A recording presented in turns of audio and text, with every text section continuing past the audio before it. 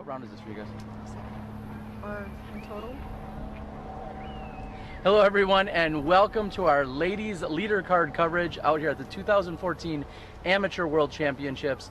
I'm Terry Miller, the disc golf guy with SmashBoxxTV, and I'm joined by our current ladies leader, Vanessa Van Dyken, out of San Diego. Vanessa, I've had one guy from San Diego area in AJ here on the broadcast. I'm guessing you're going to do a little better. What do you got in store for us today? Yeah, I hope I'm just playing smart. I'm going to try and run my drives and grab my birdies where I can take them and play within my own game and lay up everywhere else. Lay up everywhere else. Loud and clear for everyone, when you are out on a course like this is your second round today on this particular course. Do you change up your game plan, or do you check the wind, or what do you think you'll do differently from this morning? I think I'll try and place my frisbees a little bit or in better positions to make my up shots better, because some of the holes are pretty far away and they're tucked back, so it puts a real premium on your up shot. On your placement, exactly. Yeah. where you need to be. So what did you shoot this morning? And then the follow-up to that is, do you have a number in mind for this afternoon? This morning, I believe I shot a 56. And I hope to shoot a 50 at least. I had a rough start. Okay, so looking to improve on that. So we're about halfway through, give or take a few holes. We're about halfway through Worlds. Give me two of your highlights thus far. Two of my highlights. My first highlight was at the Valley. I was in the bushes about 100 feet away, and I just was hoping and praying that I'd save the bogey, and I did. I don't know what happened. It was a miracle. It went in from there? Yeah, it went in from there. Hey, let's not ask questions, right? And then your second highlight? My second highlight was I lost my go-to mid-range. It was a old beaten KC rock, and it would turn over nicely, and I lost it. And so I had to buy a Nova, and I had to make some turnover mid-range shots, and it does exactly what you want it to do. I'd recommend it. All right, sounds like a little plug there. Do you have anyone back home or elsewhere that may be watching it live or on delay? Anyone you'd like to say hi to? Yeah, I want to say hi to my mom and my little brother and my stepdad. They've all really supported me, and that's why I'm here. So I want to thank my family. Well, there you go. Well, best of luck to you. Thank you. All right, thank you. There's your leader, and now we'll bring up second place. She's currently sitting in second, Sarah Lamberson. Is that correct? Yep. Did I pronounce that correctly? Sure did. How you doing? Good. From Columbia, South Carolina? Yep. All right. Well, tell everyone at home, we're just talking about highlights or exciting points. We're about halfway through. Tell everyone at home what's been a highlight or two so far. Definitely just being here, new courses for me, new state that I'm playing in, and meeting I only knew 2 of my competitors out of the 32, so meeting 30 new women was amazing for me. But mixed doubles at the Valley, saved 6 on hole 11 that goes over the water with like a big 40-foot putt, so that was a pretty good highlight for me. Sweet, that's very nice. Now, you don't know a lot of your competitors. Is that because you're newer to the game, or you haven't traveled to a World Championships, or both? Yeah, this is my 3rd World Championship, so it's just a little bit further out west than I'm used to playing. But yeah, I've mostly been playing the Southeast and around the Northeast also. Awesome. What are you looking forward to during this round? You played here this morning.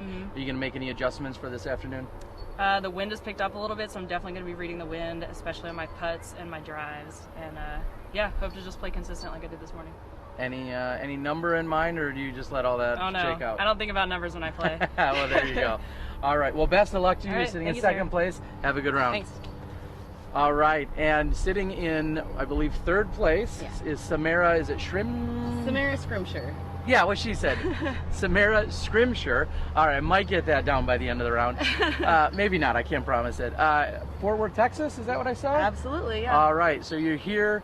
Tell us about your Minnesota Worlds experience so far. Oh, the courses are beautiful up here. I love it. A lot of elevation. I'm really pleased with what they've done out here. How would they compare in terms of Fort Worth? I've played in a number of Texas places, but not in Fort Worth. What do you see as the main differences? Elevation. Okay, awesome. Yeah, there's not nearly the elevation that we have here. There's a few courses that I practiced on to make sure I got some elevation shots in, but there's nothing like this up there or down there. All right, so tell us a little bit about what would you feel is, we'll touch on a highlight or two so far at Worlds. Well, I hit the basket for an ace this last round. Nice. What which hole? Was pretty good. What hole was that? I'm not sure. It was a short little flick hole. which would have been my first flick ace. But. Okay, I'm going to guess it was like 13, but okay. That sounds about right. All right, very nice. And this afternoon, we're going to have some people at home watching, hopefully hundreds of people, and then they're going to be able to watch it on archive. Anything you're looking forward to this afternoon, or game plan, I should say? I just want to clean up the first couple holes. I had a rough start this morning, and hopefully I can keep that clean, and I finished strong, so hopefully I can clean up the beginning and get a good round in. All right, and last question for you.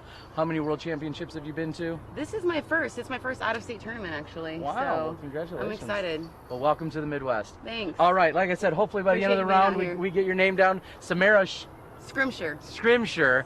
And we wish her the best of luck during the round. Thank you very much. Thank you. All right, and we have our fourth card mate that has joined us. She is probably getting the most in of her practice right now. These ladies are scheduled to tee off at 1 p.m., so we'll be doing that in just a matter of moments right now. We hope that you are sitting back, dialed in. Well, it's hot out here. It's been hot out all week, not quite as humid today as it has been the previous few days, but it is still hot out here, so you're going to see lots of people running around trying to stay cool, making sure they're staying hydrated every way they can, and once in a while we may duck into the shade just to get a little bit of relief. So we got Johnny V back on the controls in Milwaukee. Thank you so much to Johnny V. And we have all of you guys dialed in, like I said, on the message boards, on Facebook. If there's anything you need, shoot us a message. We'll see if we can make it happen for you. We're excited to bring you ladies leader card coverage. We know there's 16 different divisions out here at the World Championships, and I know everybody wants to see their friend or their uncle or their second cousin removed or their ex-husband's new boyfriend's sister or something. But we try and get out there and we're trying to give you as much possible coverage as we can. We feel like Bryant Lake is an absolutely beautiful park, and we know it's going to put these ladies up to a challenge. So again, for SmashBoxxTV, I'm Terry Miller, the disc golf guy. We're going to just stand down. We're going to mill around here for a few moments until tee off at 12:58. They will blow the 2-minute warning. Everyone will have to cease putting and cease throwing at that point, and then at 1 o'clock they will start their throwing. So in just a few moments we will get to it. Again, you're watching SmashBoxxTV with the disc golf guy. I'm Jay Redding, and you're watching the 2014 Amateur World Championship live on SmashBoxxTV. Hello everyone, we hope you're enjoying the show here on SmashBoxxTV. I'm Terry Miller, the disc golf guy, and our show would not be possible without the amazing help and support and sponsors that we have. First and foremost this week, Legacy Discs. That's right, Legacy Discs out of California, Silmar, California. Bamba, Steve, Freddie, Steve, all the guys over there, amazing support. Thank you guys for getting SmashBoxxTV up and off the ground. Play with confidence. Also, we have the PDGA. Our Professional Disc Golf Association has been supporting us from day one, and thank you for everything that you guys do. You are our disc golf ambassadors. Thank you so much. Of course, we have Miles Parkhill over at Paragon Disc Golf.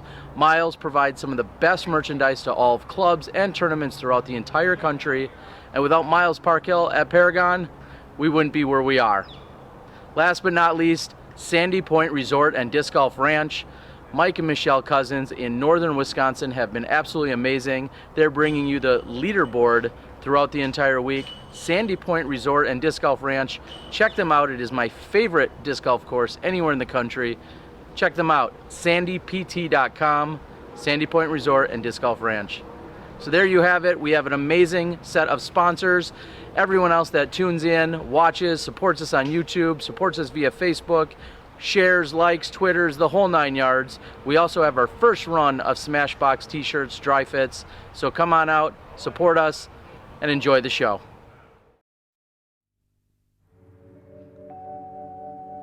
It's all about practice, preparation, and routine. Approaching the tee shot, I always line up my shot and check the wind direction. Always take into consideration the trees that are out there and the out of bounds that are marked off. I try to keep everything slow on my run up and build momentum as I get to the end of the tee pad. Trust your shot, believe in yourself. Let the disc do the work. Legacy Discs. Play with confidence. It's the most understable one there. I can't reach that.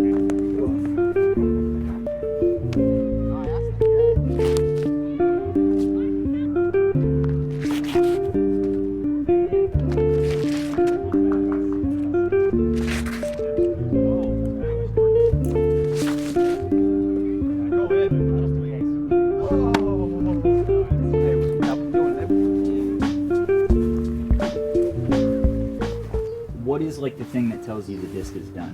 When are you like, now this is ready? When he puts it in his bag. says that? When he puts it in his bag, it's ready. Yeah, we kind of throw it, test the different runs, and go with what's flying the best, most consistent. We can go up and down with different weights to change the flights and do different stuff as we're testing them. You know, different colors matter also. So the weight's going to be more weight now. The weights are about 8 grams difference. We made and designed the mold to do a specific thing. So we're out there testing the mold, testing the plastics to make sure that's how we design the disc so we can fly the way we want to.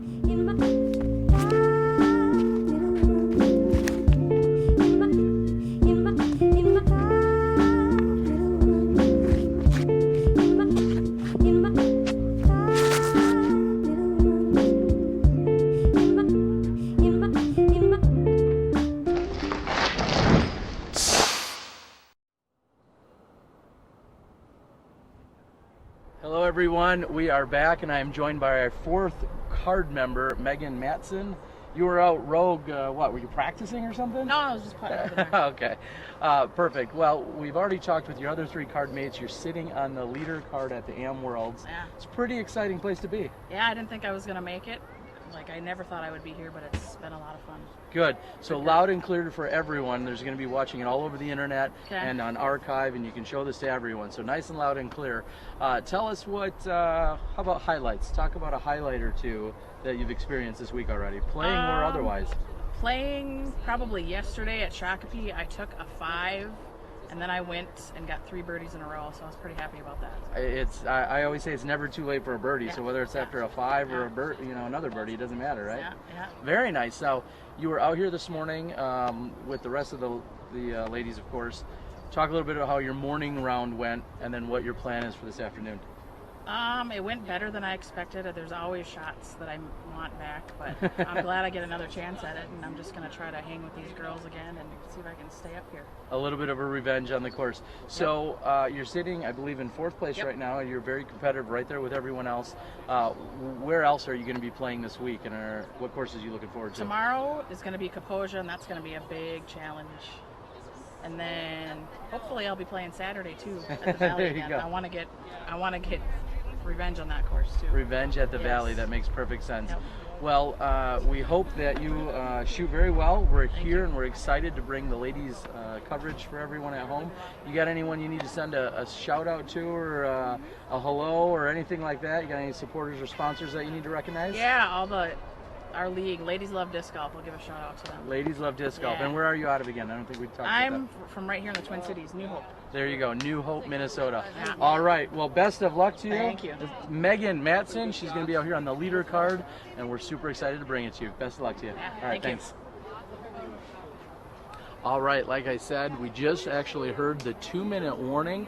I'm going to go ahead and address the women in just a moment and let them know that we're here for them and that we're excited to bring the live coverage for them as well. So, very exciting. We get to start right here on hole number 1.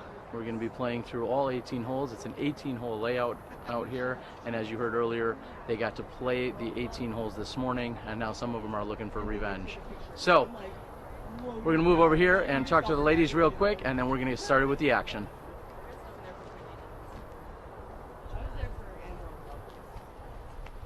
All right.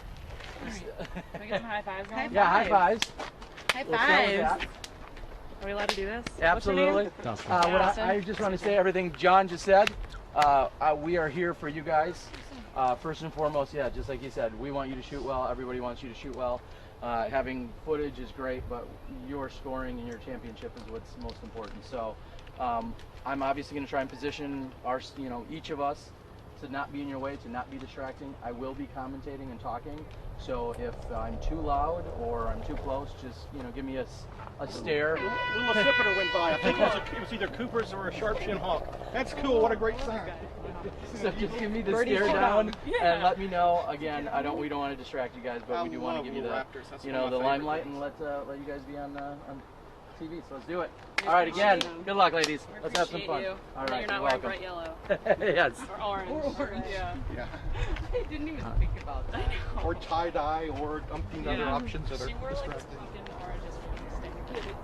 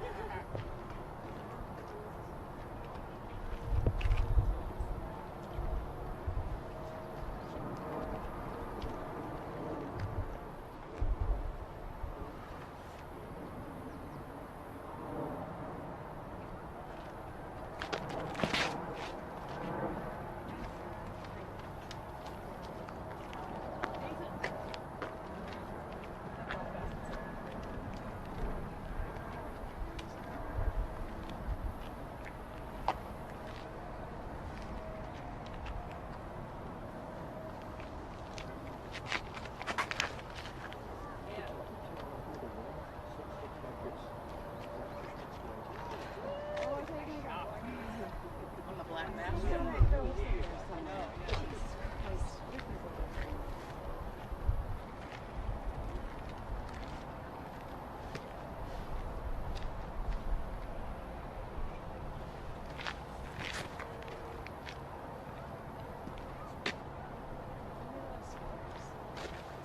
everybody look for like a maroon frisbee? I left it in warm up somewhere and I don't know where. The easiest for me to run to 6. Hello everyone and welcome to Bryant Lake Disc Golf Course. I'm Terry Miller, the Disc Golf Guy, and you are in Three Rivers Parks District.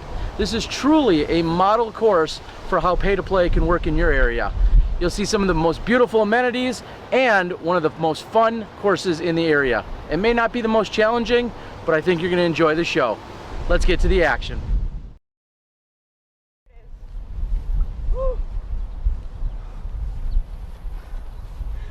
That was my go. That's what I was gonna throw on this hole.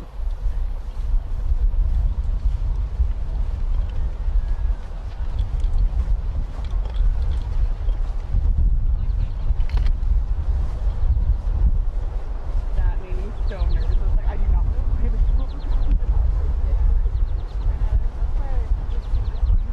The one I just won, so I didn't want to lose it in grass.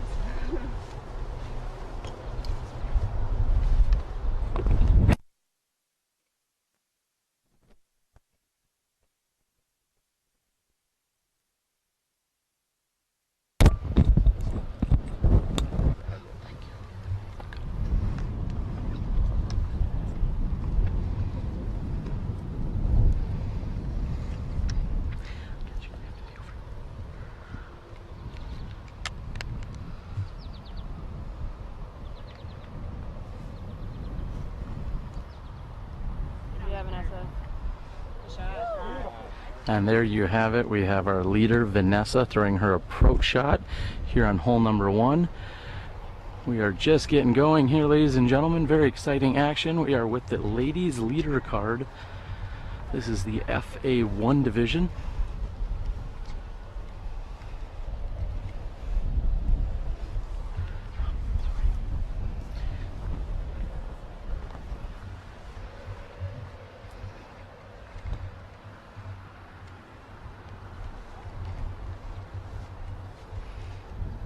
And this is Megan Matson from New Hope, Minnesota. She is the 4th to tee on this card. And she has gone just a bit deep.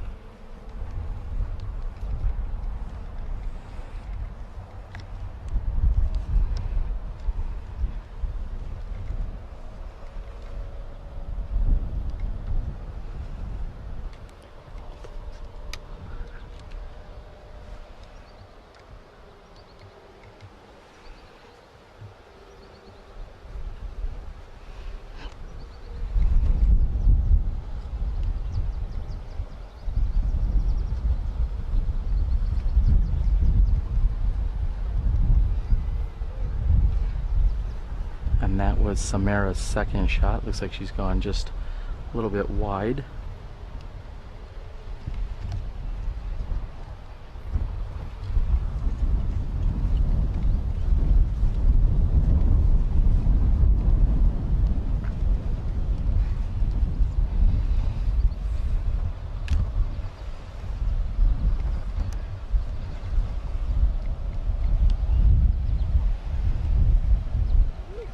Oh, and Sarah Lamberson almost put that in for the very long birdie from way downtown, just underneath the basket. Very great shot, very nice shot.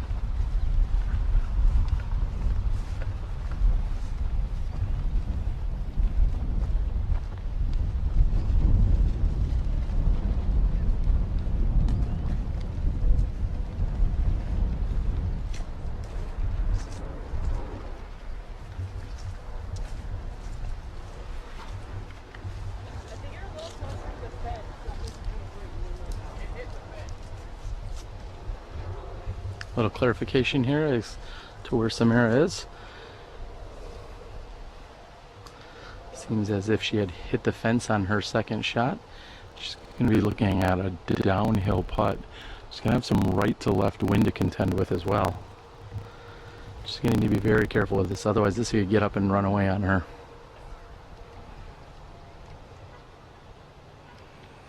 Samara from Fort Worth, Texas.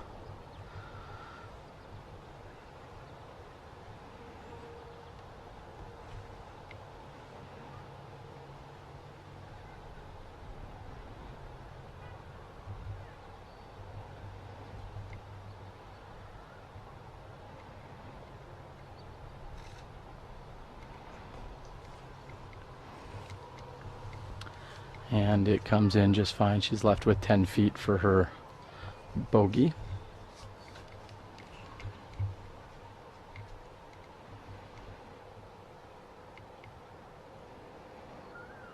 This is Megan for her par 3.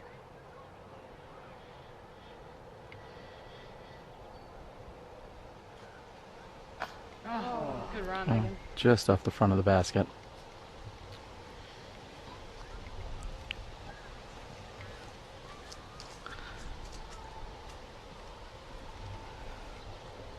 If I'm looking at that correctly, it looks like Megan putts with an Arobi Arrow, which is a very unique putter.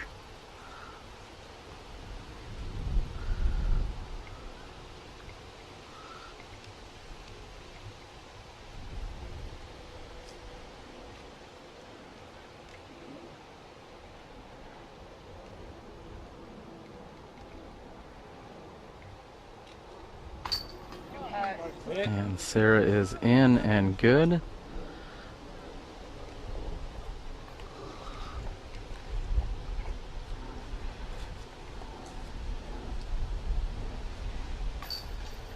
Samara is in as well. She is going to card a bogey 4. And this is Vanessa Van Dyken for her par 3 after a very nice approach shot. And she is in. There you have it, ladies and gentlemen. That is our first hole of this 18-hole round out here at Bryant Lake. This is your ladies leader card. You're watching the 2014 PDGA Amateur World Championships. Here we are at hole number 2 at Bryant Lake, 300 feet. The shot, if you've got the arm for it, is up and over the bushes here on the right hand side to the blind pin just behind. Again, 300 feet, hole number 2, Bryant Lake.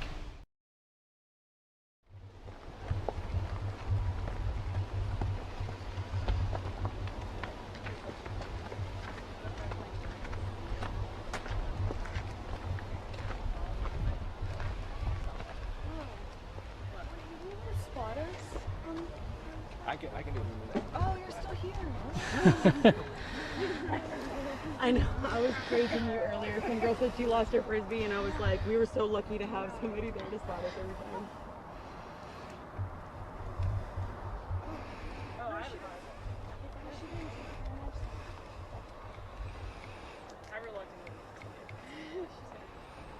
This is one of the views you see out here on hole number 2.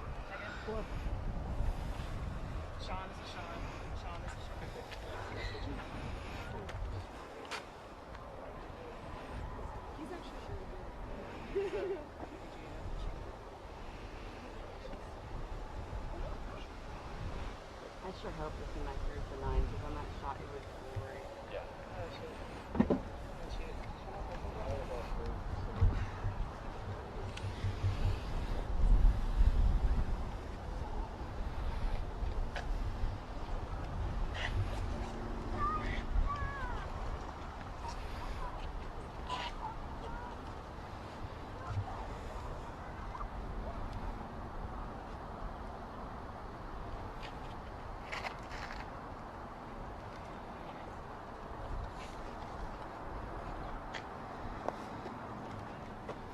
And Vanessa goes with the big hyzer, playing that right to left wind.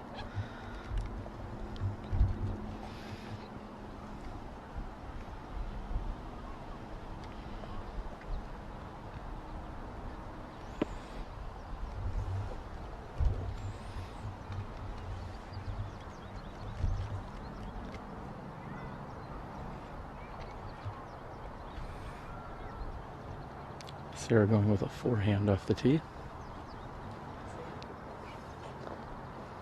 Samara looking to do the same.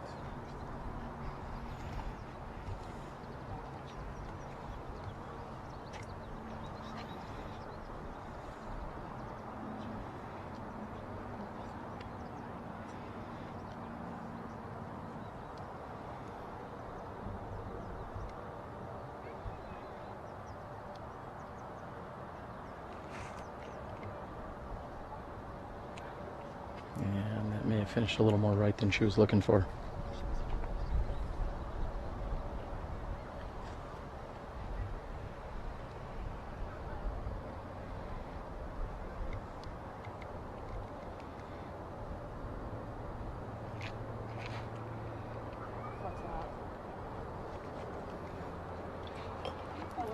And Megan's shot comes out into the edge.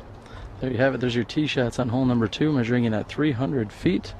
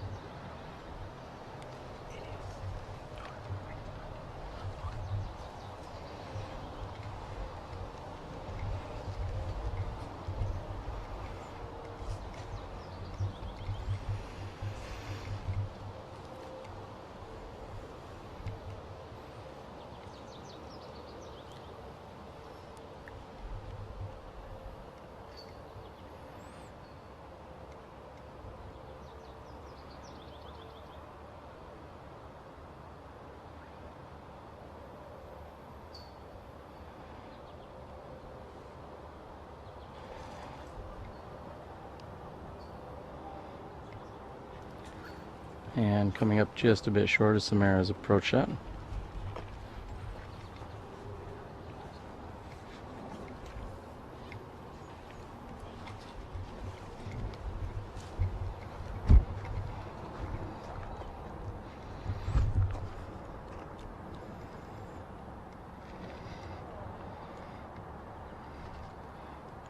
And Sarah may have released that just a bit early on the left-hand side.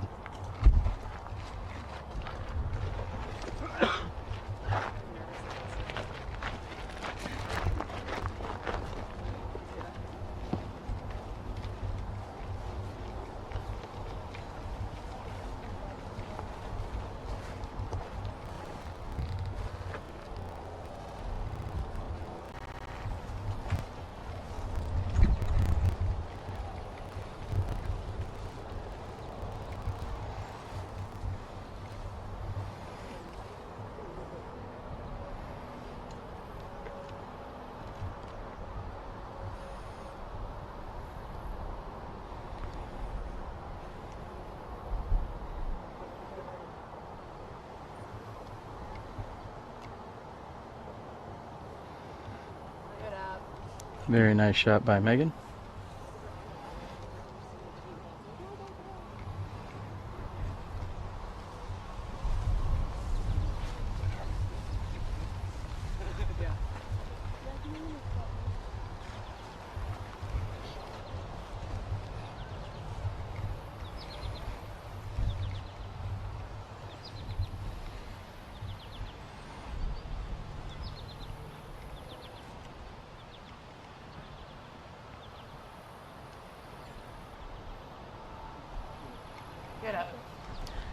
And Vanessa is underneath the basket looking at a par.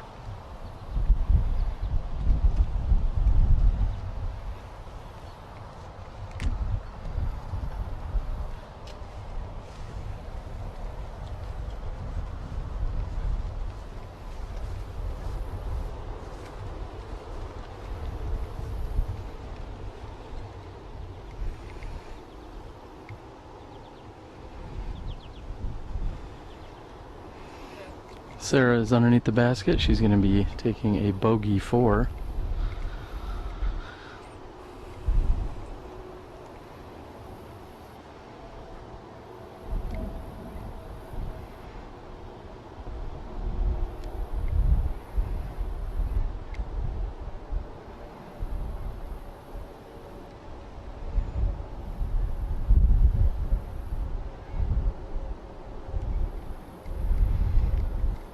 Samara's par attempt is just over the basket.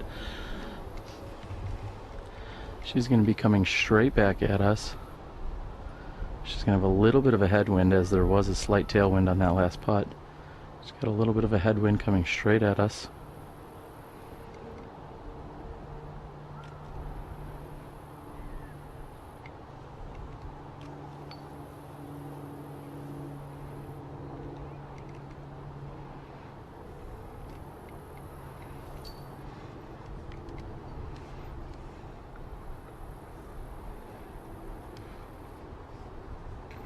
Sarah will tap in.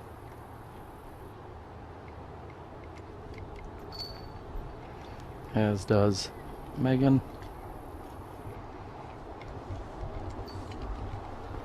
That is hole. Good work, this golf guy. Thank you. That is hole number 2.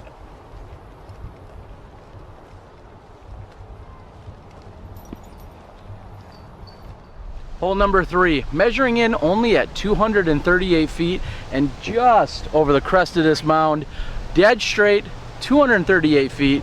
Go ahead and give it an ace run.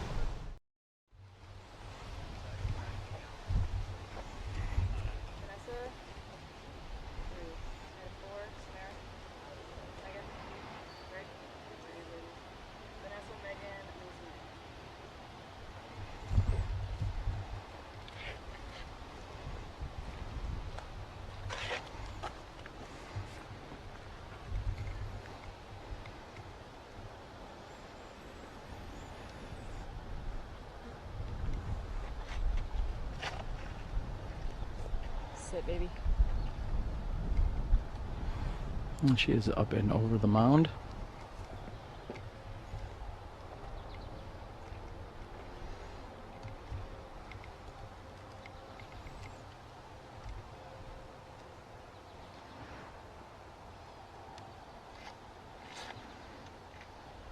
There you go, Megan.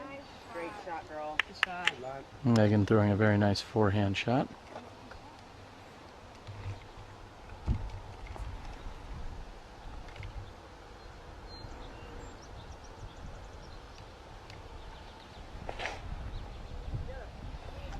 And catching a little wind lift is Sarah's drive.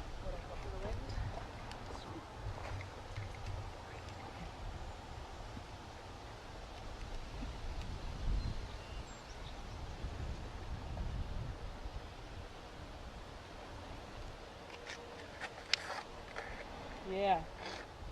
Yeah. Yeah.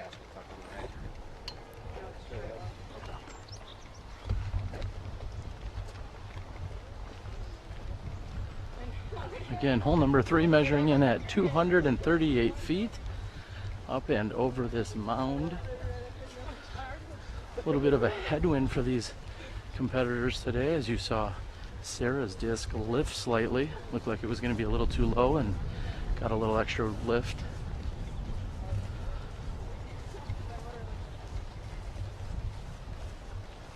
Also have a pair of Sean's apparently with us today. I know Sean Sinclair is our PDGA marshal and official in the red. Also Sean the caddy.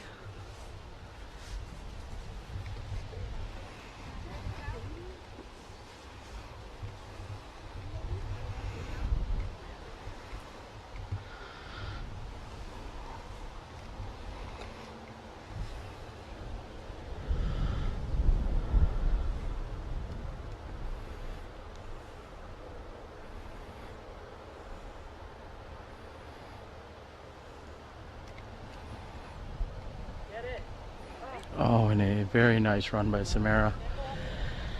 There is a little bit of a ledge behind the basket.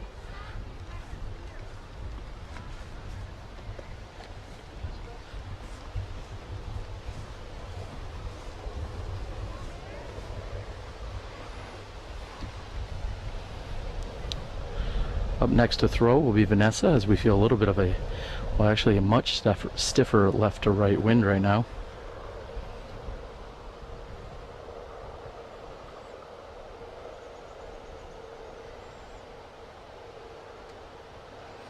And just like she told us in the pre-game interview, she would simply lay up if she was not able to go after the birdie, and she's played very conservative and done just that these first 3 holes.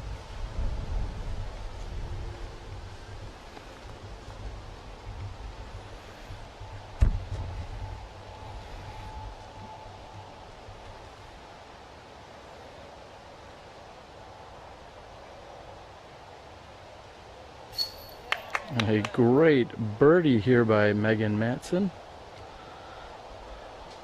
Solid drive with an excellent putt.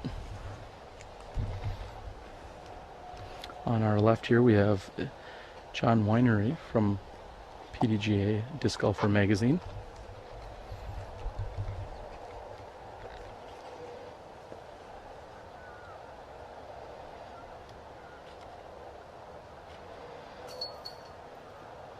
And just off the chains is Samara's par attempt.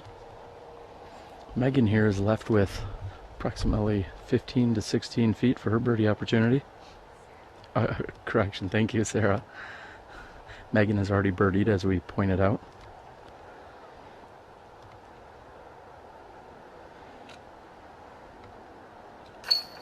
There it is. So Megan and Sarah now have both birdied hole 3.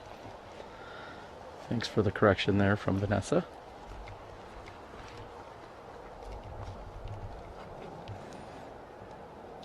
And Vanessa will tap in for her par 3. These ladies are through 3 holes. We're going to take a very quick walk over here to hole number 4. Hole number 4, 251 feet straight up the gut. If you've got a big turnover or possibly a crazy right-handed forehand, you could attack it from the left-hand side. Otherwise, I think you should be going right up the gut. You got some danger on the right-hand side. You do not want to be to the right of that wall. Personally, I'm going to take the pink gauge, go right up the middle.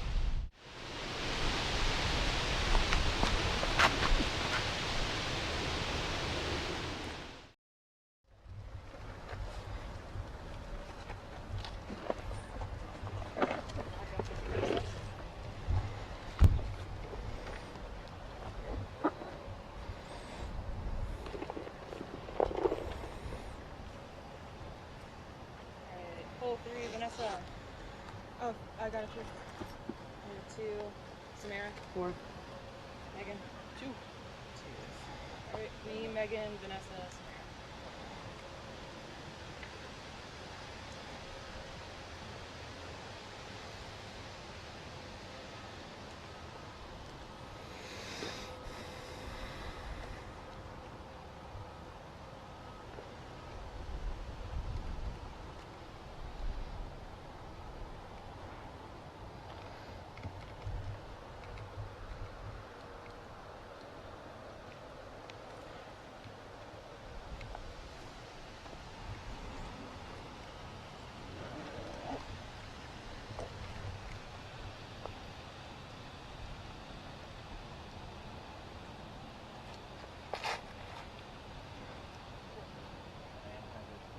Great shot, girl.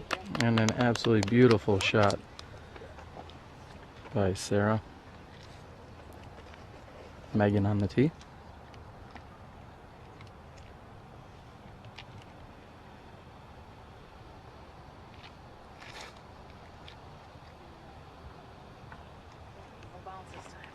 Megan looking for a little bit of a hookup at the end of that forehand.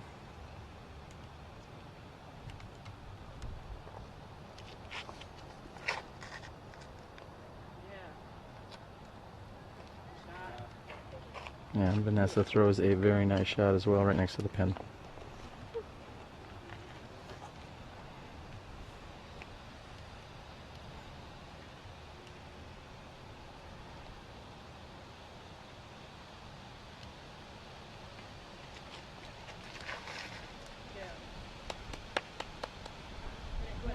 There it is. Off the fence and just left of the pin is Samara's tee shot. Looking at some birdie opportunities here on hole number 4.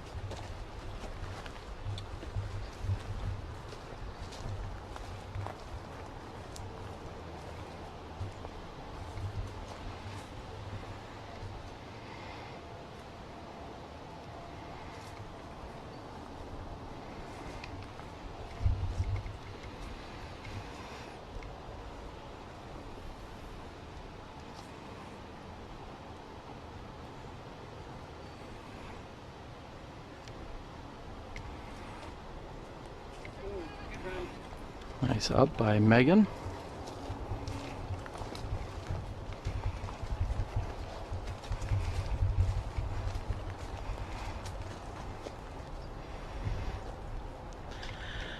And Samara is left with 10 to 12 feet for her birdie. As you can see, two other drives are virtually parked underneath the basket.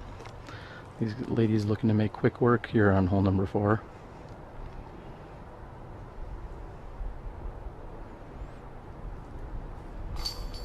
And there it is for birdie 2. Samara looking to get on track here. This is Vanessa looking to card her first birdie 2 of the round.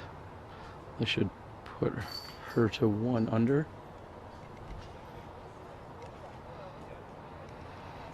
Megan will likely here tap in for par 3. And Sarah will also card a birdie 2, so back-to-back birdies on holes 3 and 4 for Sarah.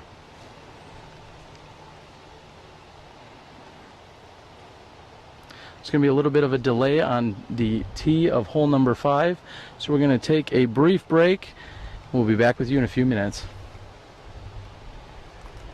Can't reach it like the most unstable one there. I can't reach it like that.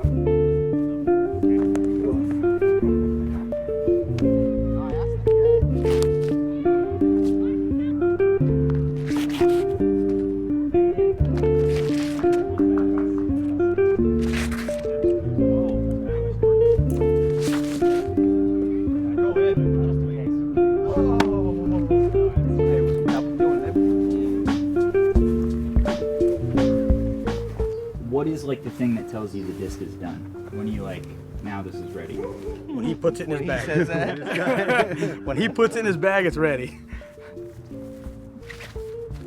Yeah, we kind of throw it, test the different runs, and go with what's flying the best, most consistent.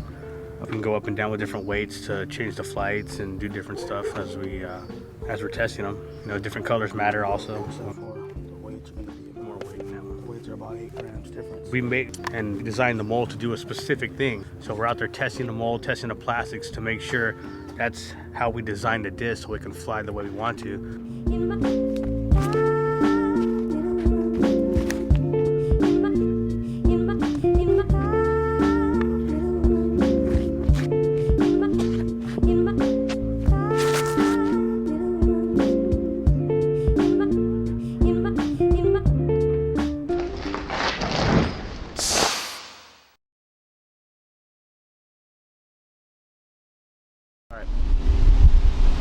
We've moved over here to hole 5. In the world's position right now, we're looking at 340 feet.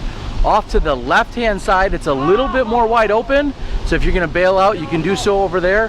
However, the hole is slightly bending to the right. You don't want to go to the right. That is a world of hurt.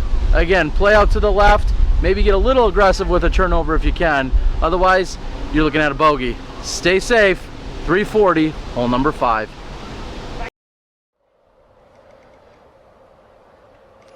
Very solid putt here on hole number 5. I believe that was your mixed doubles world champion. I believe that is also their Anya Napinski from Florida.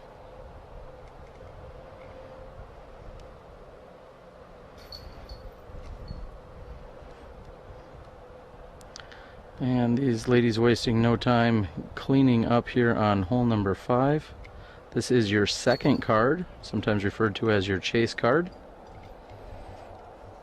And with that being said, let's get back to the action on the tee of hole number 5. This is a very, very beautiful looking tee area.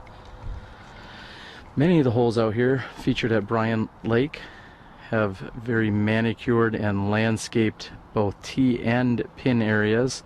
As you can see here, they will throw from that tee area and then have this nice walkway that they will traverse down. You'll find that somewhat regular throughout this course.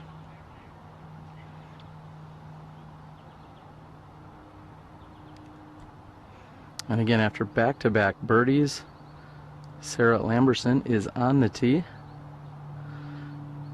I am somewhat surprised with the leader card of advanced ladies. There's only one caddy on the bag today. I expected a few more caddies out there.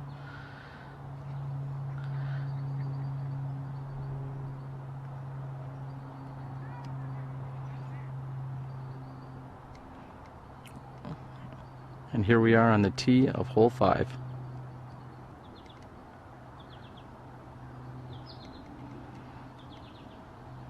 Sarah's just looking for that to pan out. It's coming right at us. And that is actually a perfectly fine placement. She should be able to get up and down from there to take a par 3.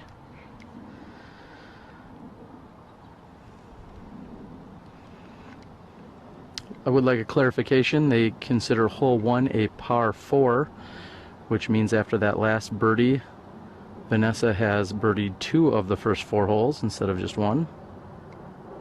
Here comes another excellent shot. And she's going to have a few more trees to navigate. However, she should be able to get up and down from there.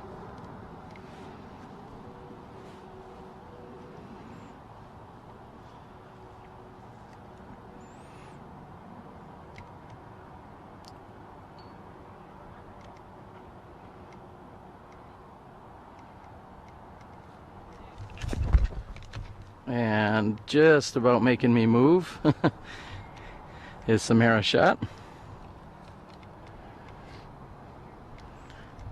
We have set ourselves up in a very good position for where these players, if they were to land exactly where we are, they should be able to get up and down somewhat easily. This is Megan.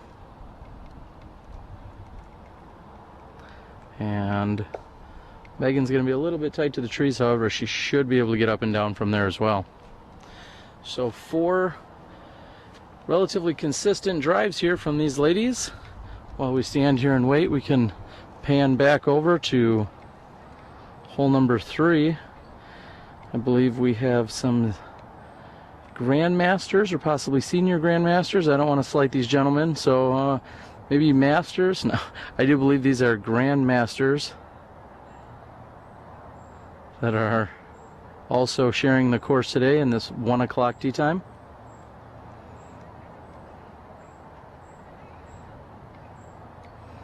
Another beautiful green, and again, they've already played hole number 3, but if you look, that is just what you've come to find out here at Bryant Lake. An absolutely beautiful course. Great tee pads, bag holders, great tee signs, and lots of very good looking greens out here. Good shot. For us on that one.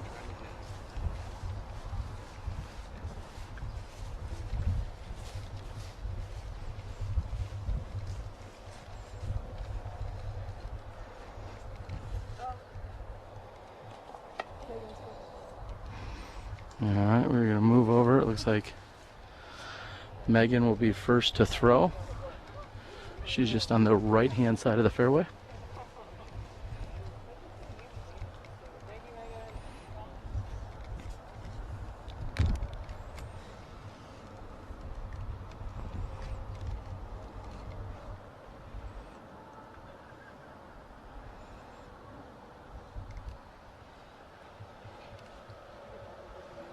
And just a bit deep, but she should be able to make that putt.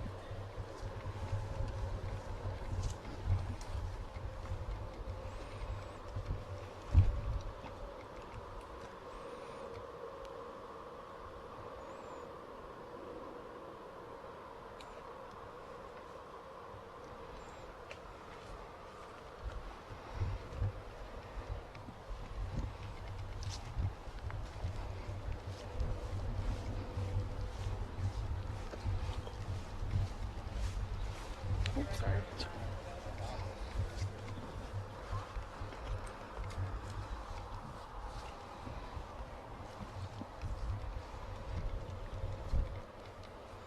Outside 30, yes? Yes. Oh, yeah. Absolutely. Just making sure.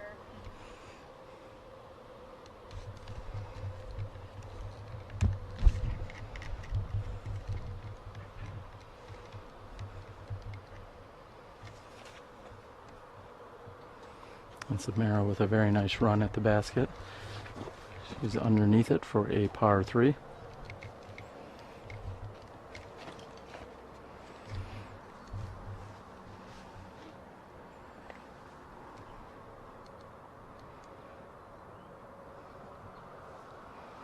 And with a nice forehand approach, Sarah's also looking at a par 3.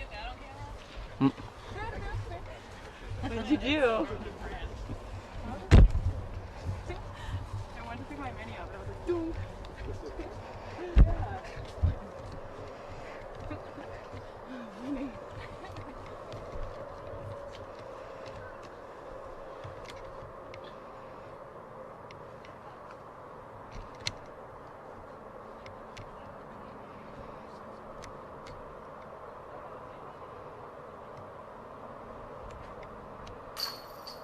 Oh, and with a little dance action on the left-hand side, Vanessa's putt for par stays in.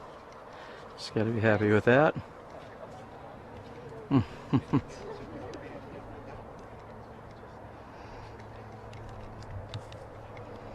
And Megan is left with about 15 to 18 feet at most for her par.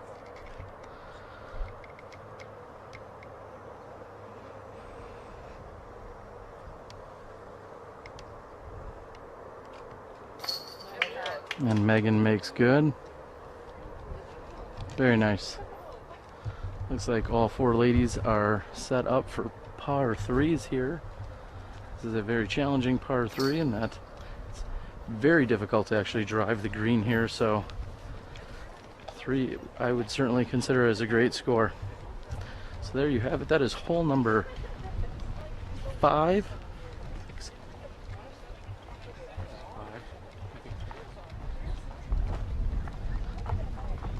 We're over here at hole number 6, 223 feet uphill, and if you're a right-handed backhand thrower, it's an anhyzer. So it's going to play a lot harder than 223. Again, we're finishing to the right and up the hill. Let's get to it.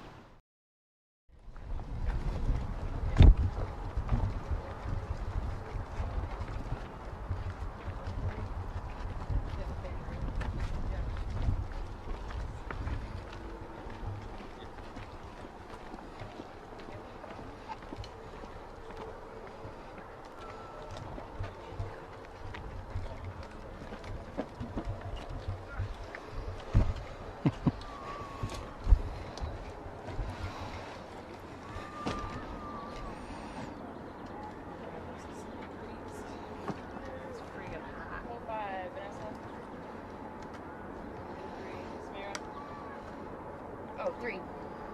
Megan, 3.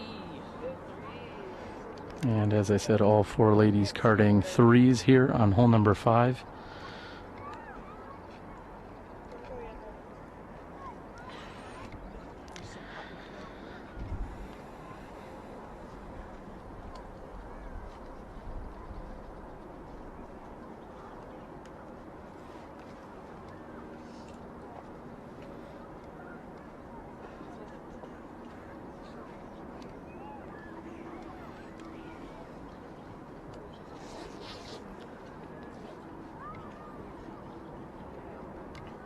Looks like there is a slight delay here on hole number 6.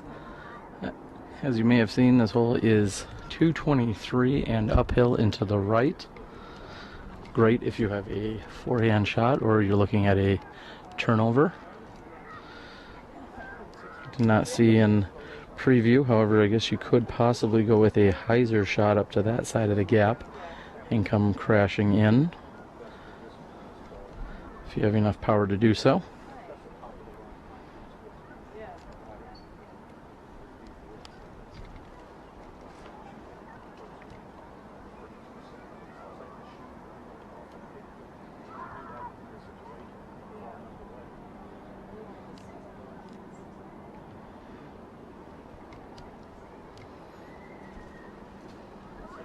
And we are getting the wave from Marshall and official Sean Sinclair. Looks like Sarah will be on the tee in just a moment.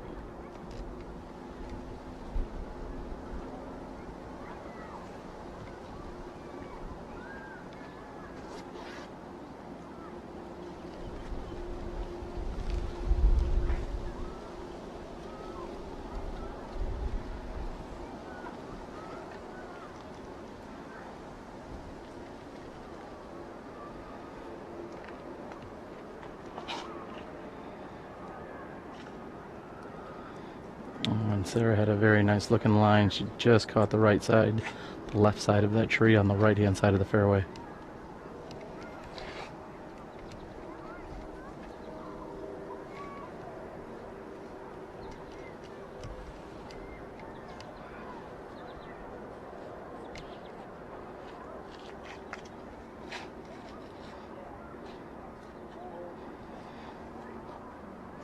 And finishing off and to the left is Vanessa's drive.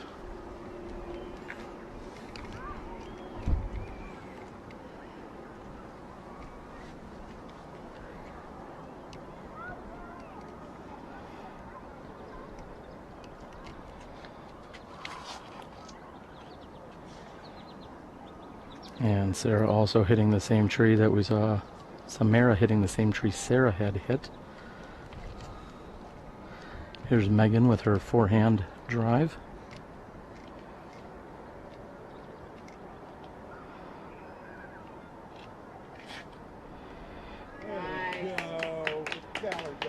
And this hole sets up very nicely for Megan in her forehand, and she executes a very nice looking shot.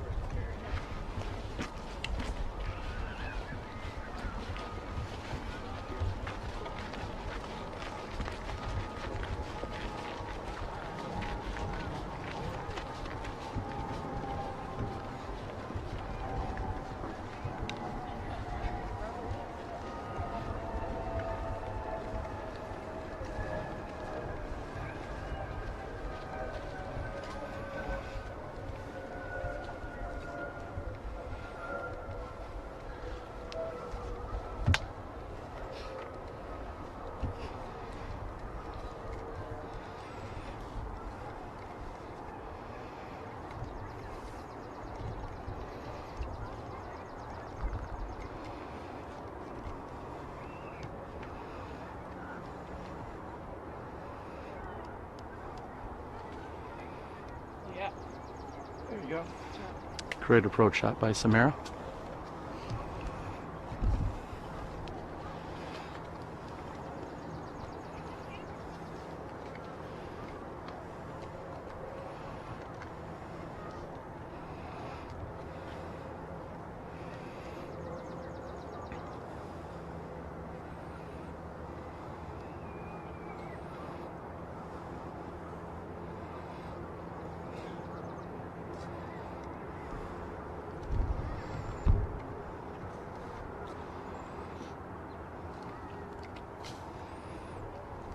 And Sarah is low and on the right hand side of the fairway.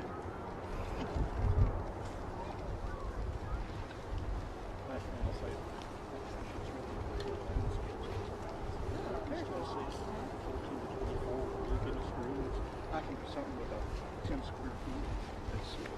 That's where I love it.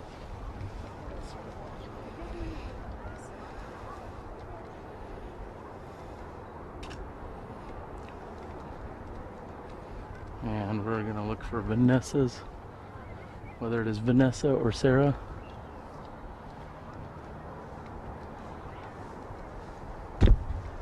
Oh, and Vanessa.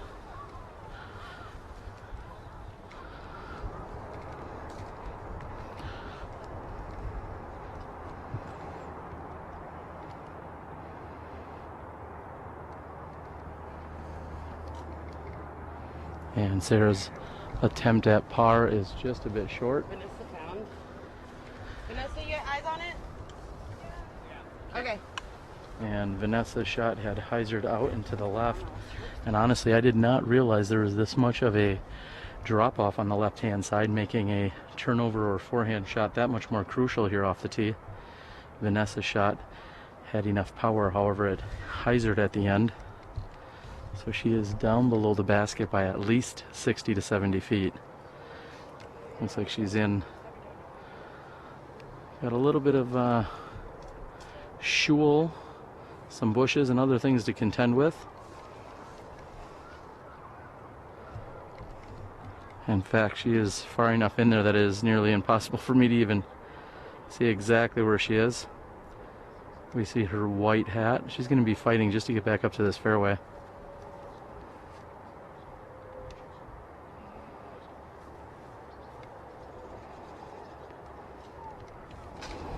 Oh, and she clips a tree. She's going to leave herself with a putt.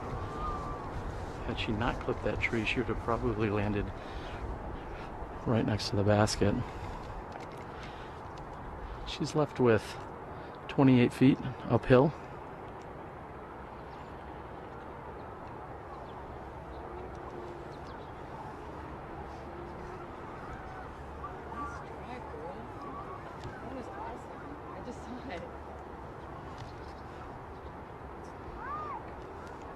So this will be Vanessa for her par opportunity.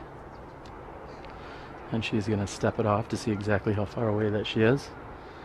Generally anything outside 11 steps. Close?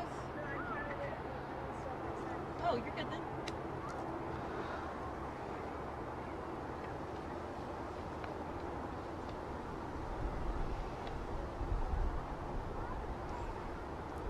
So Vanessa says she's about 35 feet from the pin.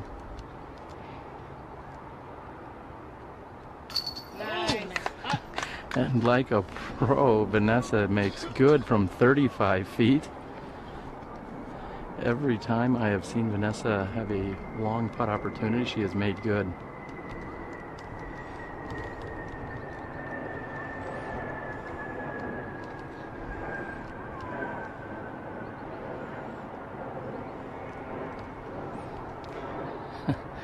And Megan is waiting on the plane to pass over.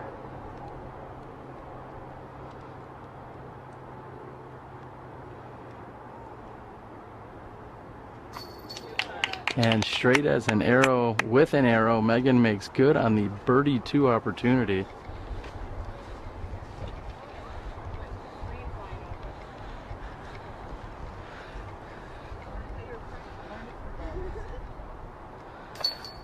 And Sarah will tap in for 4, and Samara will card a par 3. So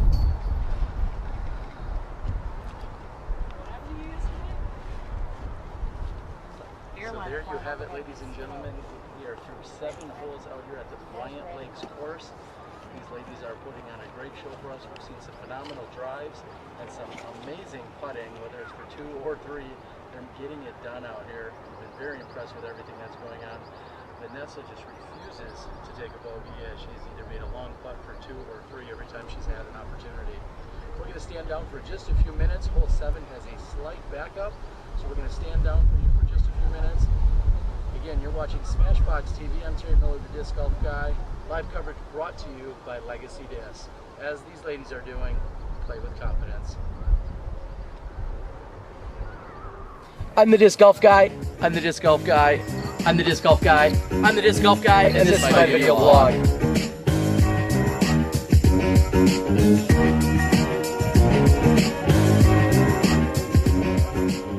I'm the Disc Golf Guy, and this is my video blog. Today we are at the 19th hole pro shop here in Sylmar, California. I'm joined by one of the Legacy co-owners in Steve Rico.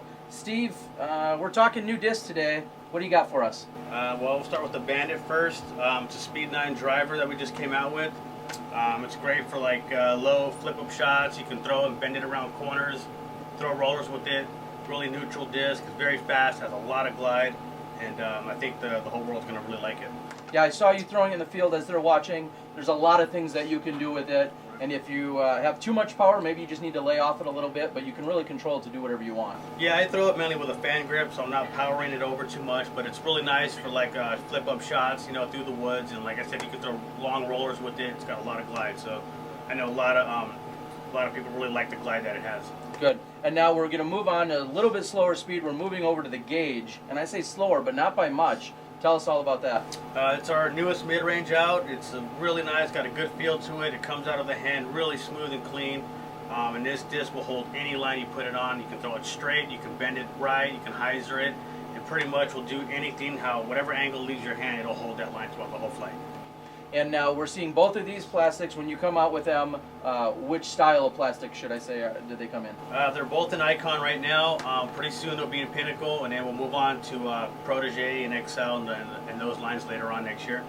And it's smaller driver, so it's probably about a 174, 175 max weight, and then on the gauge, a little bit larger diameter. You're talking 180 grams max weight, Correct. right? Yeah. Okay. Is there anything else anyone should know about these two discs that just hit the market? Just go out and give them a try. I guarantee you're gonna like them. Like I said, these discs are the driver's got a lot of glide. I mean, you can throw a lot of different types of shots with it, and the gauge will hold any line you put it on. Go out there and try it. I guarantee you really like it. All right. Well, with that being said, this is our new product segment. We got great new discs here by Legacy. Steve Rico, Terry Miller, the disc golf guy, and as always, Play with confidence.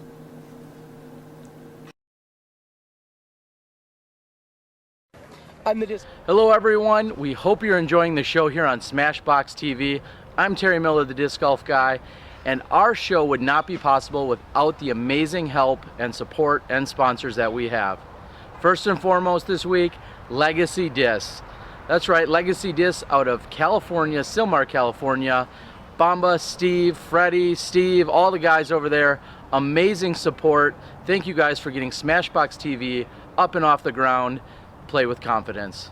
Also, we have the PDGA. Our Professional Disc Golf Association has been supporting us from day one, and thank you for everything that you guys do. You are our disc golf ambassadors. Thank you so much. Of course, we have Miles Parkhill over at Paragon Disc Golf. Miles provides some of the best merchandise to all of clubs and tournaments throughout the entire country, and without Miles Parkhill at Paragon, we wouldn't be where we are. Last but not least, Sandy Point Resort and Disc Golf Ranch. Mike and Michelle Cousins in northern Wisconsin have been absolutely amazing. They're bringing you the leaderboard throughout the entire week. Sandy Point Resort and Disc Golf Ranch. Check them out. It is my favorite disc golf course anywhere in the country. Check them out. sandypt.com, Sandy Point Resort and Disc Golf Ranch. So there you have it. We have an amazing set of sponsors. Everyone else that tunes in, watches, supports us on YouTube, supports us via Facebook, shares, likes, Twitters, the whole 9 yards. We also have our first run of SmashBoxx t-shirts, dry fits. So come on out, support us, and enjoy the show. It's all about practice, preparation, and routine. Approaching the tee shot, I always line up my shot and check the wind direction. Always take into consideration the trees that are out there and the out of bounds that are marked off. I try to keep everything slow on my run up and build momentum as I get to the end of the tee pad.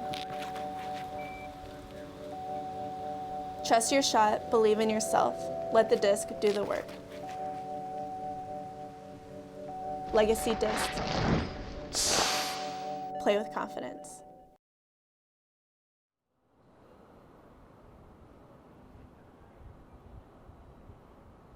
I'm AJ Risley, and this is The Gauge. With its reliable straight flight and its excessive amount of glide, the Gauge is perfect for players of all skill levels.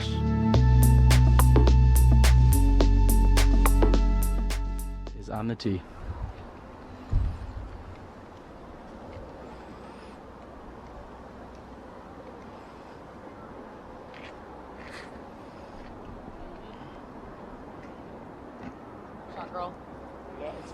And Megan throws a very nice looking forehand shot, finishing on the right hand side. Next to throw is Vanessa.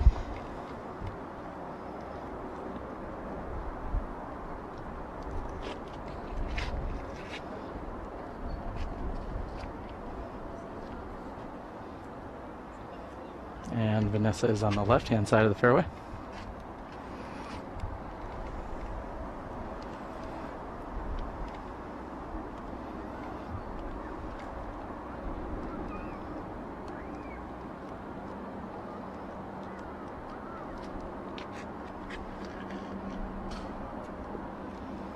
And Vanessa fires to the right. It does kick back out a little bit to the left for her.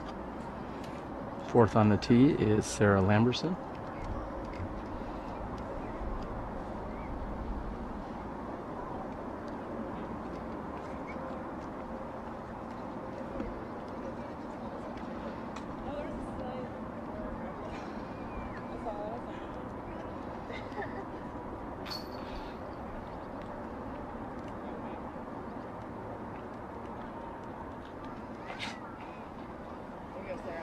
And Sarah has a nice rip, nice and low. A little bit of a hyzer finish to it.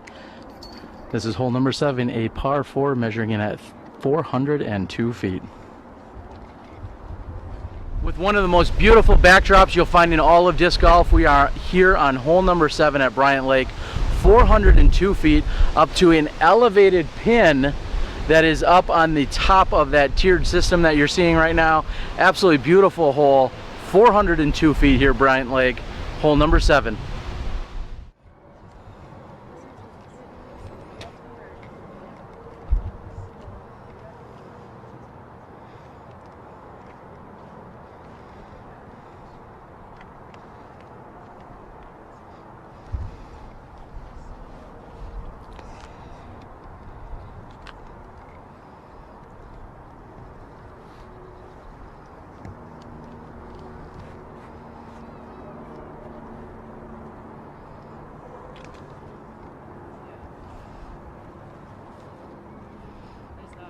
And a good looking shot at the base of the pyramid here.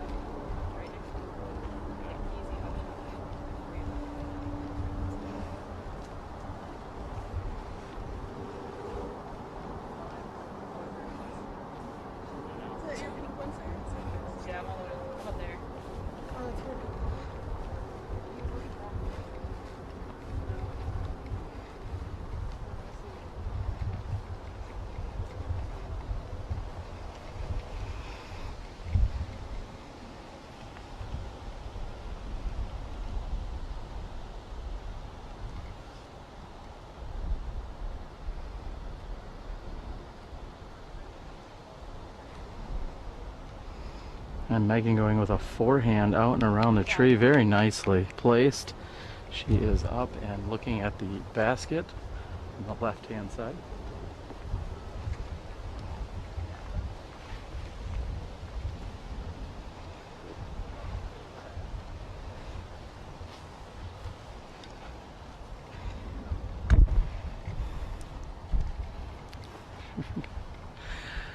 And as we wait on Vanessa to find her lie on the left-hand side of hole 7, I'm joined by Super Marshal and official extraordinaire PDGA, awesome guy, Sean Sinclair. Sean, what you been up to this week, buddy?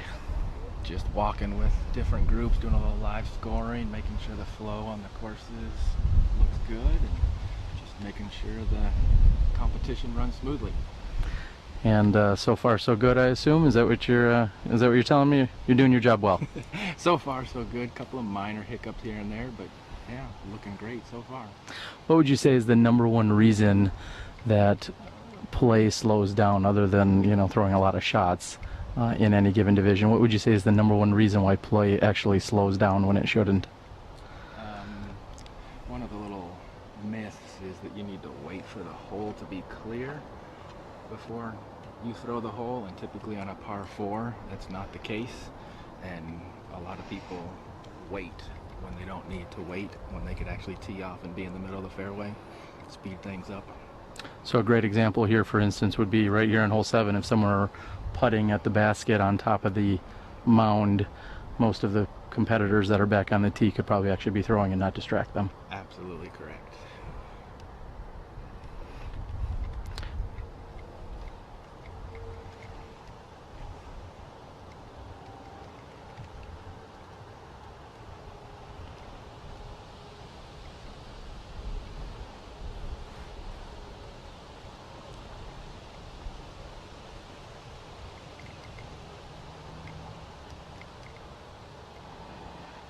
And Samara going with a high forehand. It looked like the wind caught it a little bit. She's going to be up on the green, at least have a putt at her par 4. We're going to move a little closer to Sarah's tee shot.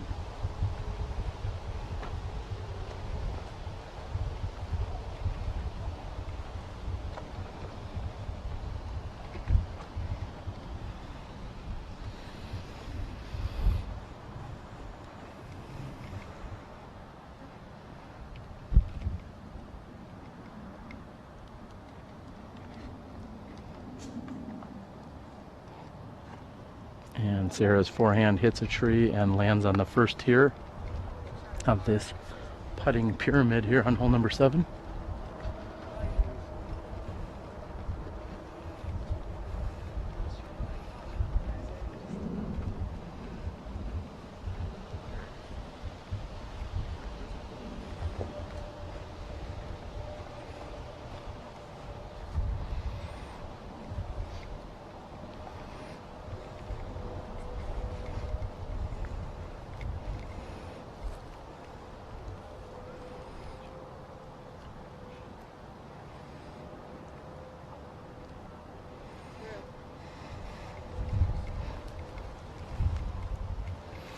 And Vanessa has approached to the upper tier here on the green, or should I say wood, here on the wood chips, wooded area near the basket. We'll call it a green.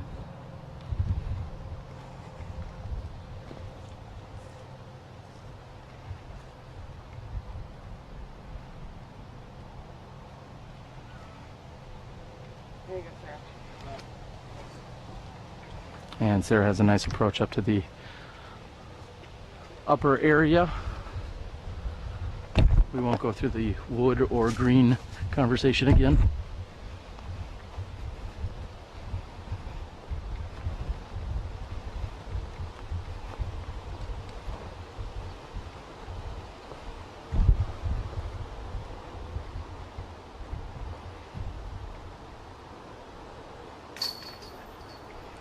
And no problems for Vanessa. She will card a par 4 here on hole number 7.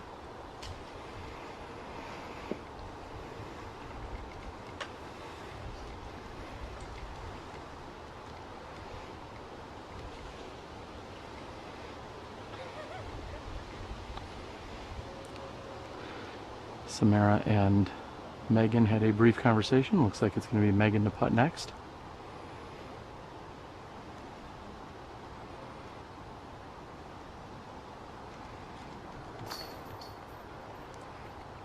And somehow that slips out on the right hand side.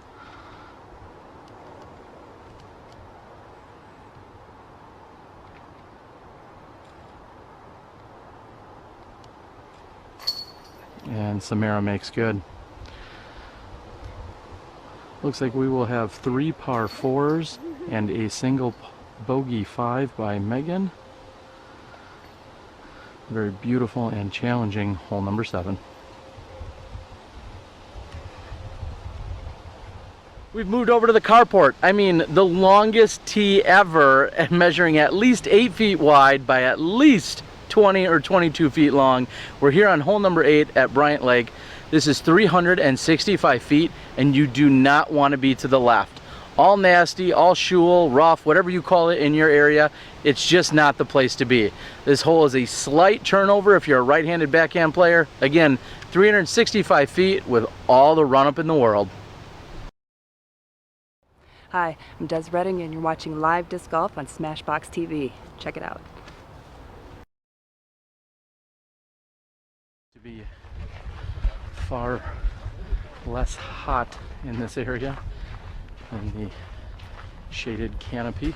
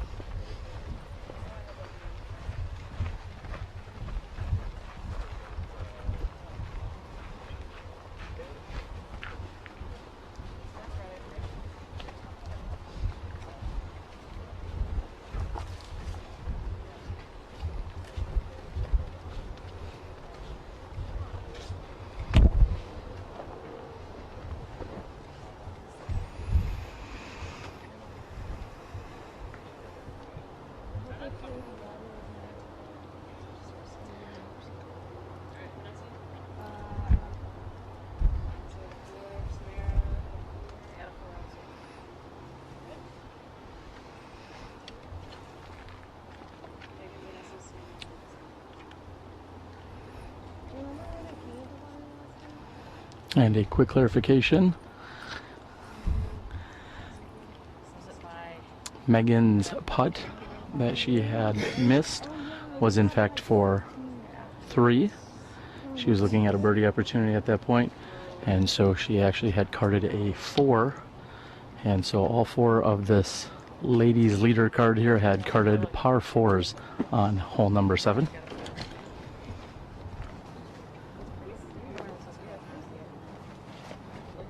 I don't want to do what I did last time. Not again. What did you do last time? Oh, I was in the crop over on the right. And then I flicked out and I was in the crop on the left. And then my upshot was short. And then I missed my putt and I got a 5. Not again. Well, I forget what hole it was at the valley, but it was like way far back and it kind of swerved back and it was in the trees. You know, it's right before that hole that dog legs right all crazy. After you go through the tunnel, you throw straight. Oh, yeah. Yeah, okay. Well, I threw it into the crap, and then I tried to get out, and it went into the crap on the other side. And then I tried to throw it to the basket, and it went to the crap again on the left. And then I was like stuck, and I was like really far away, and I was in the bushes, and I was just like, whatever. And so I just went for it, and it went in. Oh yeah, that was 14. Yeah. Yeah, I was a witness to that. Oh my god, that was like, so funny. Yeah. Like, I couldn't believe it went in. You got hot there, though. I knew you had it.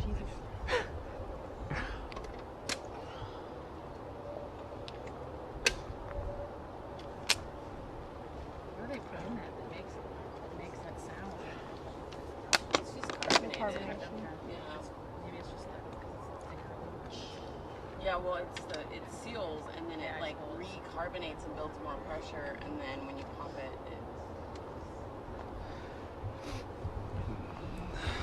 like pick me up. I just need some more water. At the end of the round yesterday, I was yawning, and I was like, "This is not good. Yawning is not good for disc golf." Oh. I don't like this one.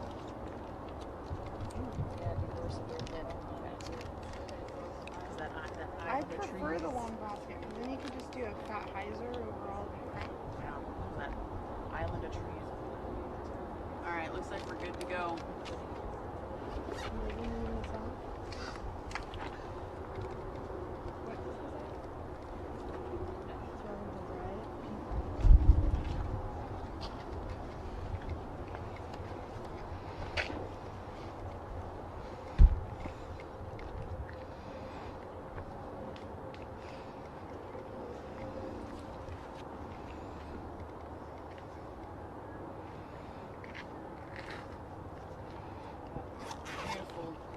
And Megan has thrown a very nice tee shot here on hole number 8. Notice that Megan only utilized the front 50% of this ginormous tee pad.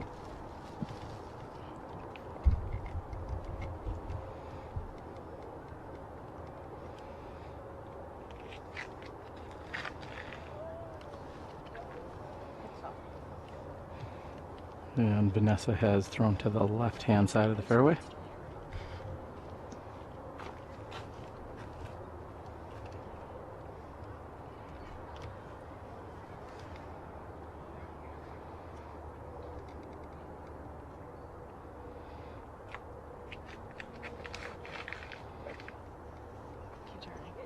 And a very nice looking shot by Samara.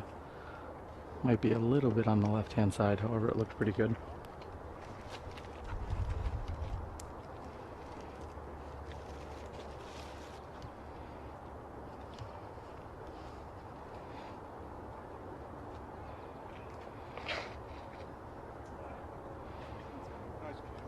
Oh, it kicked out. And Sarah gets a good kick right out into the center of the fairway.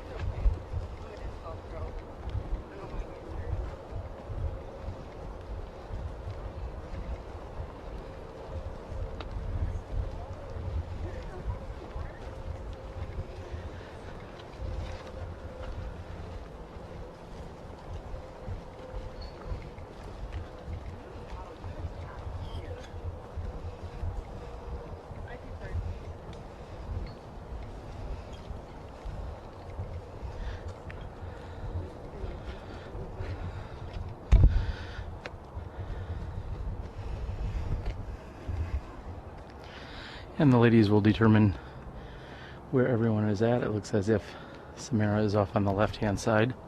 Sarah here is in the center of the fairway. Very fortuitous kick off that right-hand side. I'd like to thank everyone that is tuned in and watching our leader card coverage of the FA1 Advanced Women's Division out here at Bryant Lake Disc Golf Course. I'm your host, Terry Miller, the Disc Golf Guy, and live coverage brought to you this entire week here at the PDGA Amateur World Championships by Legacy Discs.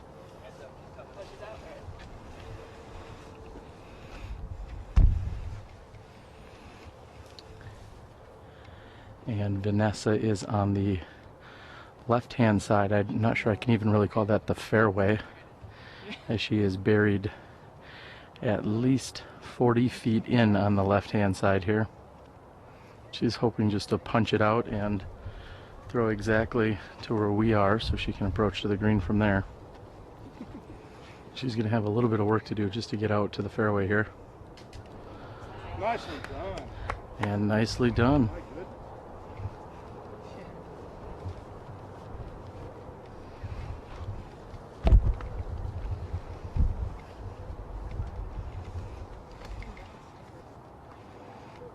And Vanessa has emerged from the left-hand side.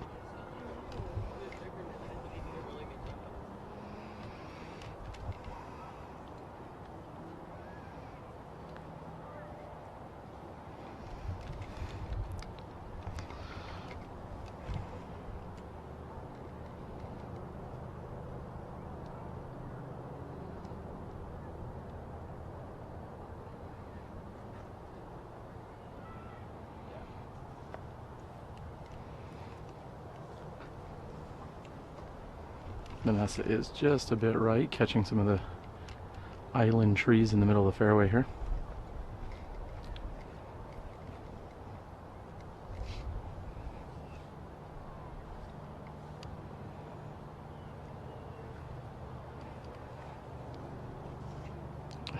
And unfortunately, Sarah has caught those exact same trees on her approach shot.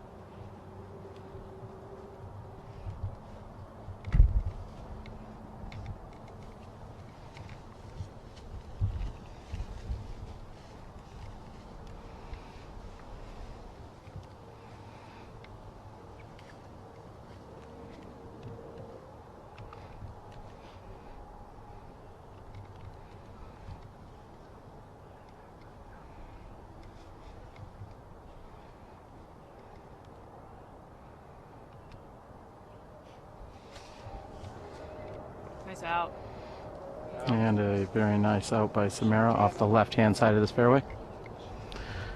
Looks like Megan will be up to throw next.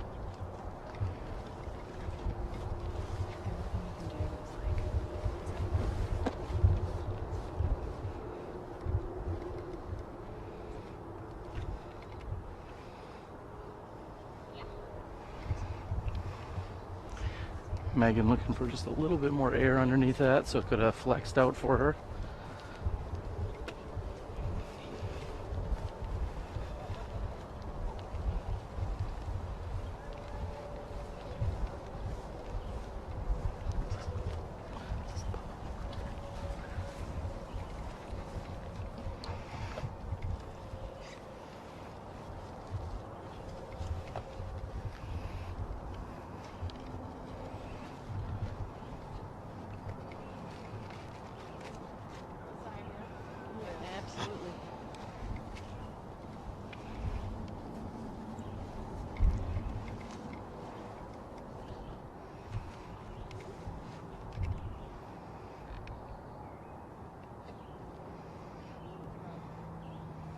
And Samara's putt is just a bit short. About 15 feet to the left, maybe 12.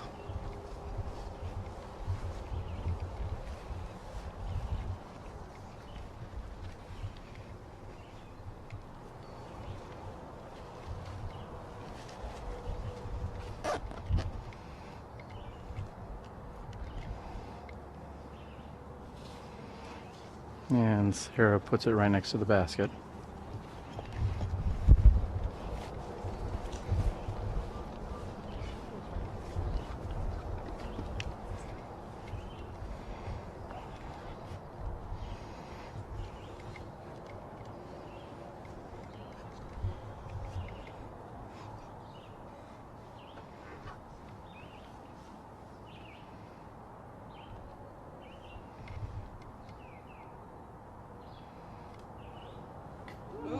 Just off the front of the rim from 36 feet.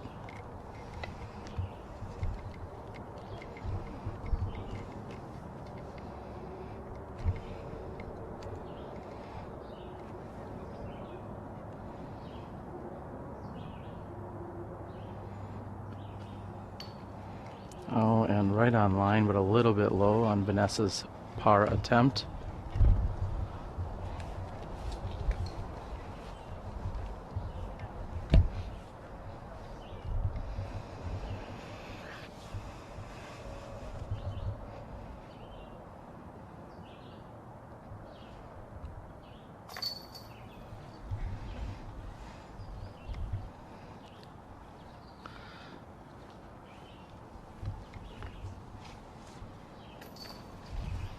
And Vanessa puts in for her 5.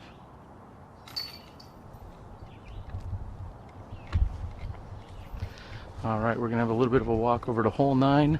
We'll be back with you in a few moments.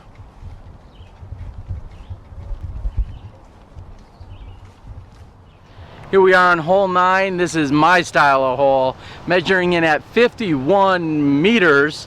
Otherwise known as 166 feet. Straight there, right at it. Let's see if we can gun for the ace.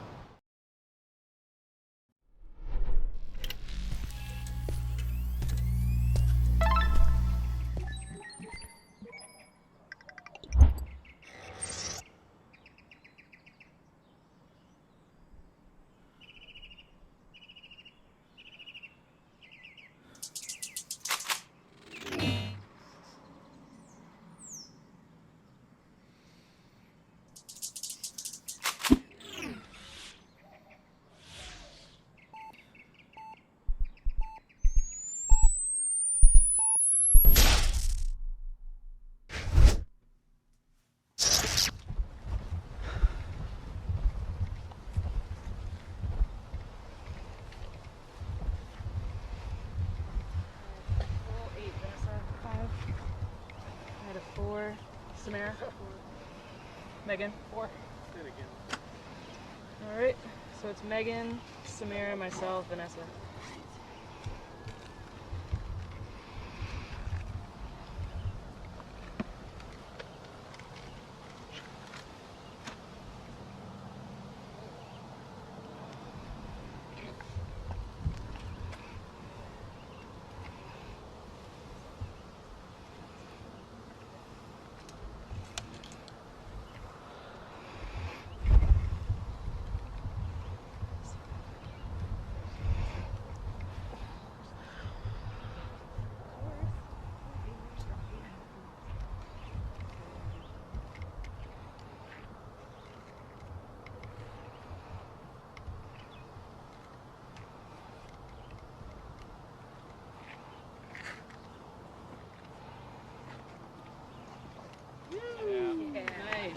And Megan is on the dance floor, so to speak, looking at a birdie opportunity.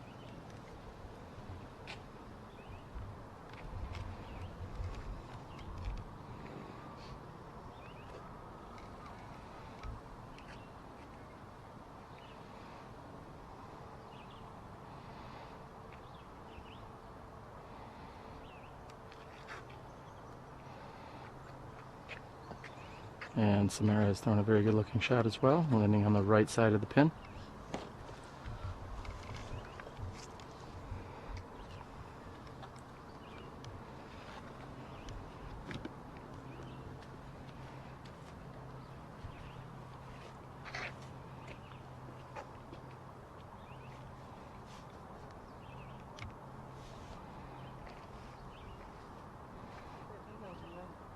And Sarah also going with a forehand shot. She's going to be on the right side as well.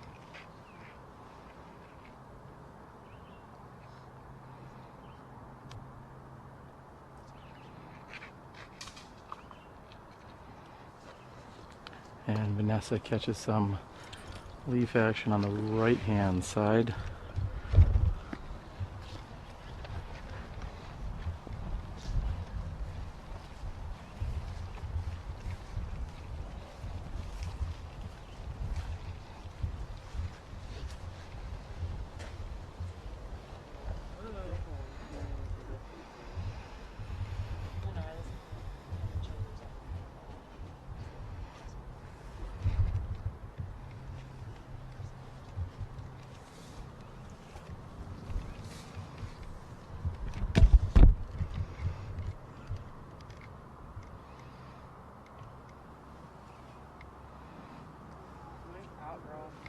Very nice approach shot by Vanessa.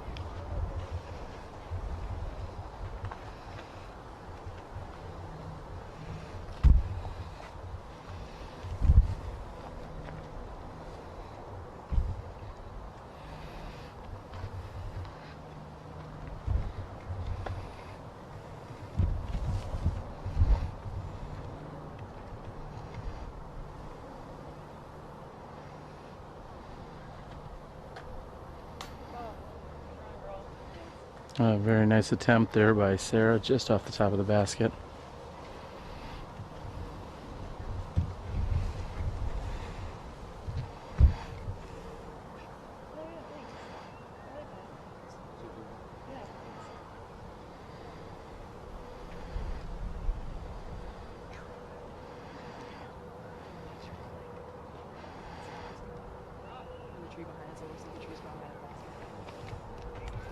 And Samara's birdie attempt is also just a bit high.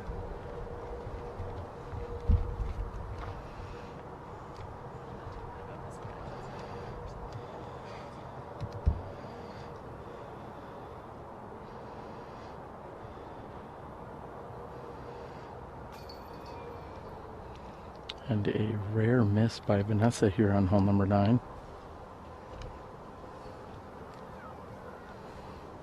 It looks like she may still be out after missing her par opportunity.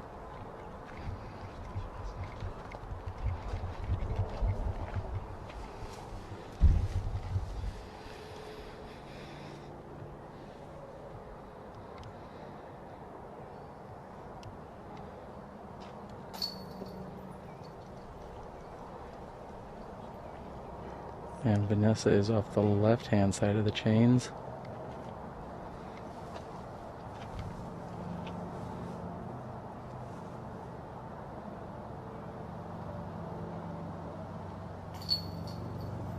And Samara makes good for her par attempt.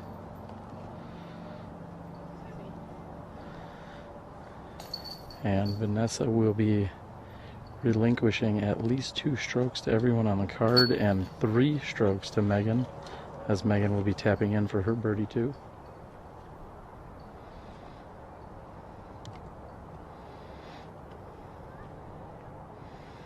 And a birdie for Megan. So there you have it. That is hole number 9. We are at the turn here, and our women's leader card coverage at the 2014 Amateur Disc Golf World Championships. Exclusive live footage presented to you this week by Legacy Discs. Play with confidence. Here we are on hole number 10, measuring in at 293 feet. and it's going to play a lot less than that. We're throwing downhill with a slight fade to the left. Sets up very nicely for a right-handed backhand thrower. Again, hole number 10, 293 feet, slightly downhill.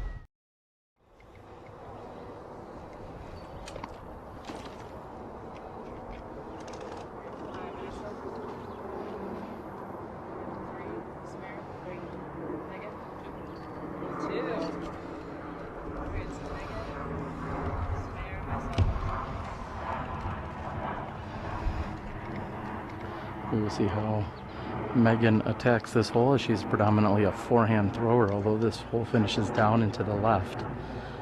We'll see if she still throws a forehand or if she switches to a backhand. She's going to stick with the forehand.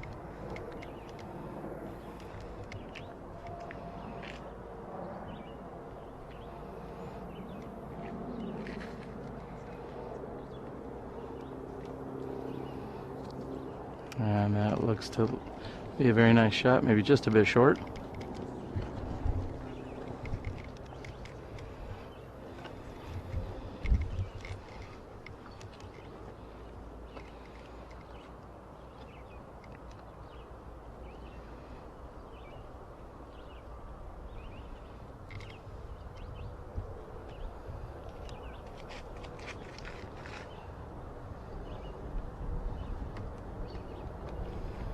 And there may have been just a little bit too much air underneath that.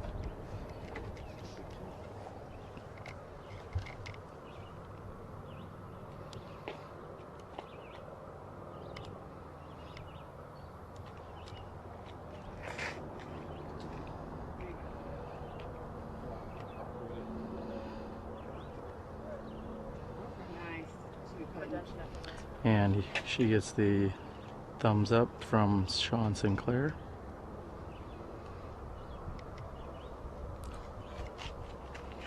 Or at least a Sean Sinclair look-alike with a red shirt down at the basket. That was a spotter, in fact.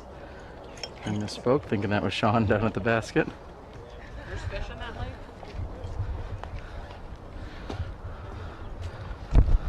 I'm not sure we could all handle two Sean Sinclairs.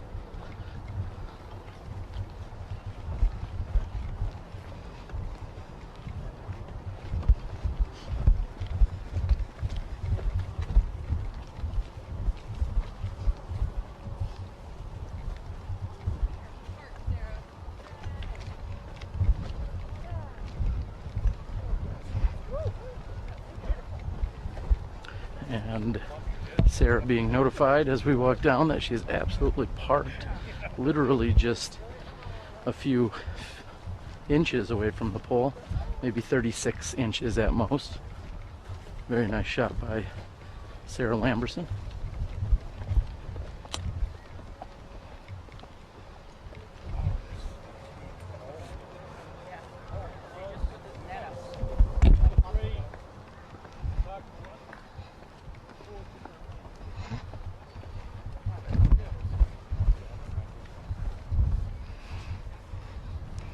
And here's another amenity that you'll find out here at the Bryant Lake course. They have this net, which I guess was recently constructed. However, somebody's throwing a drive that is long or errant, as we may have seen. It protects you on the next tee pad. I know in practice I had thrown a shot very similar to Samara's here, and it actually carried at least another 100 feet past.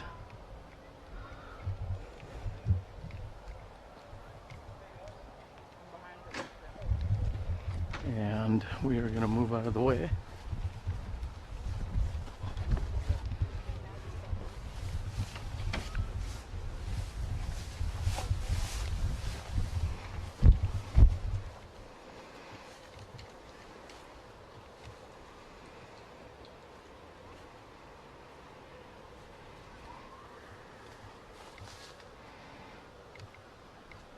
And with a rare backhand, she's very effectively put it right underneath the basket.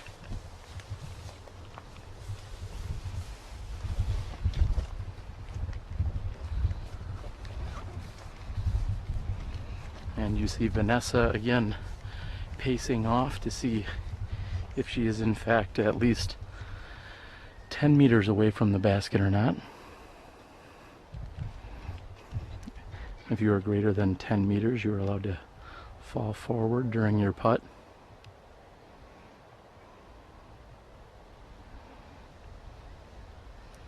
And Vanessa was somewhat distracted by the red shirt.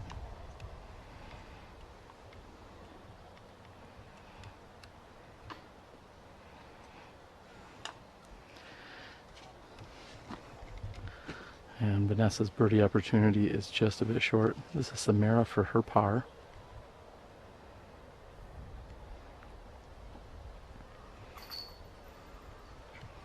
And she makes good. Sarah will be tapping in from less than 3 feet. Awarded a very nice birdie here on hole number 10.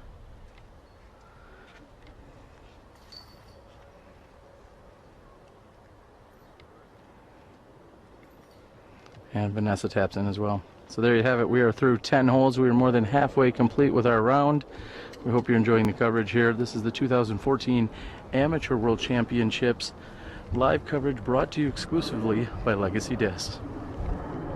After the downhill on hole number 10, we are here on the absolutely gorgeous hole number 11. As you can see over my shoulder, just a slight fade downhill, 269 feet. Beautiful green, nice looking fairway. Nothing but you and the chains. Time to get at it.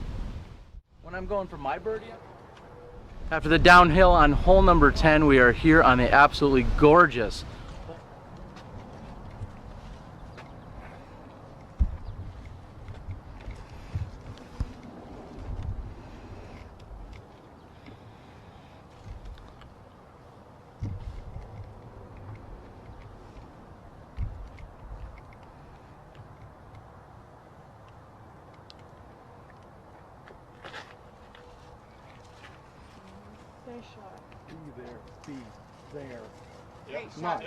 and Sarah throws an Atlas right near the basket. Very nice shot.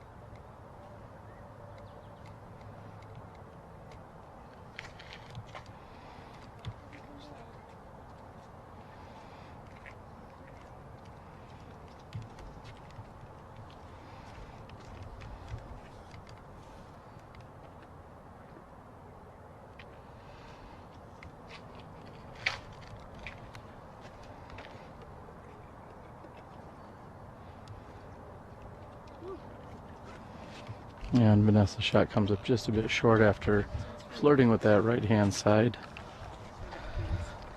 This is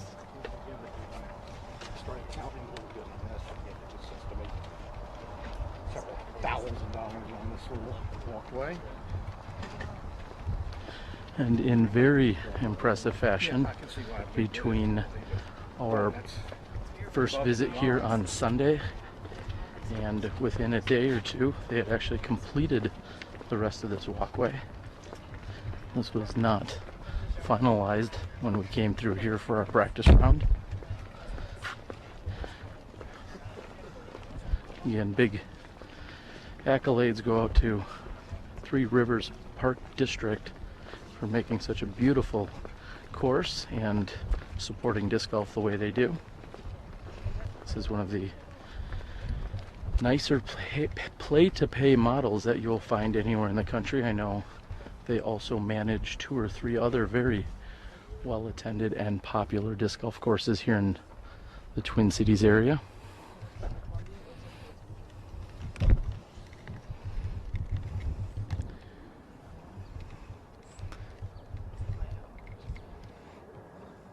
Megan will be first to putt.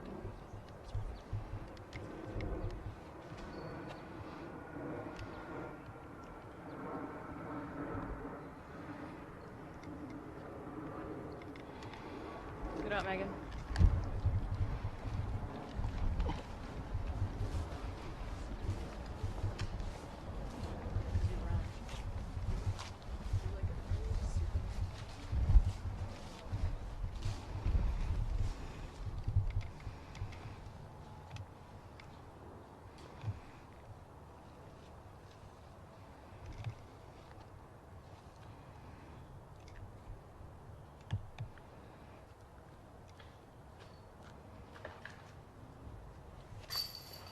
Oh, I'm catching right-hand side of the chains. It's Samara's birdie putt. Unfortunately, it does not drop in.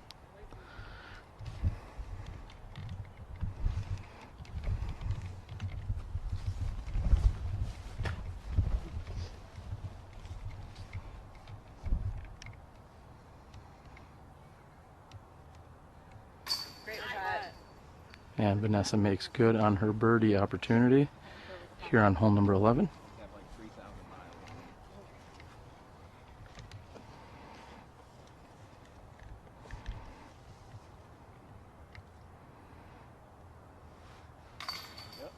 And Sarah with a birdie too here on hole number 11. Back-to-back birdies, 10 and 11.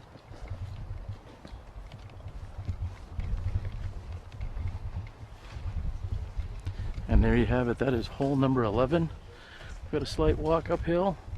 Let's check out hole number 12. Over here on hole number 12, a very, very straight shot from the short tee and a slight bend here from the long tee. 324 feet.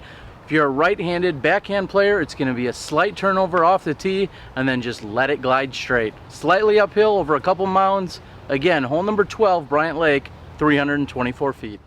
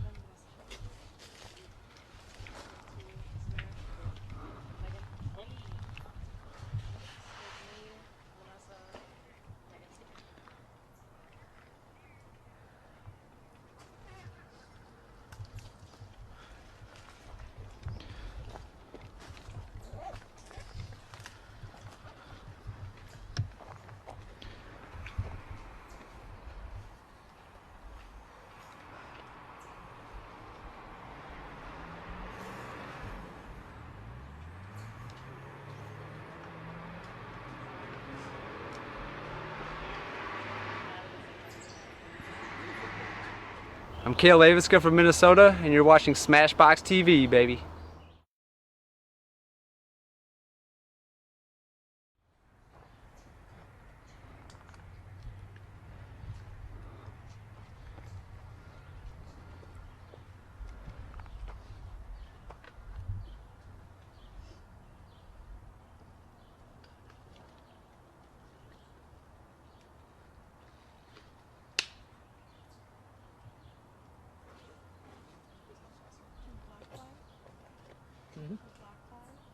No, let me see that.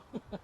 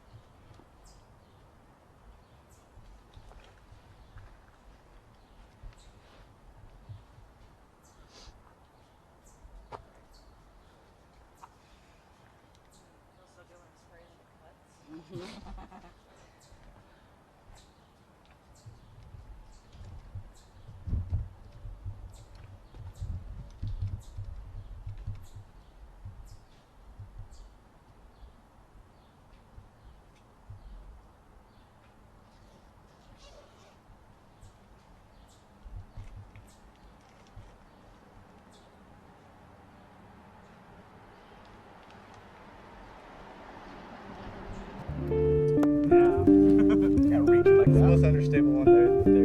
I got replay.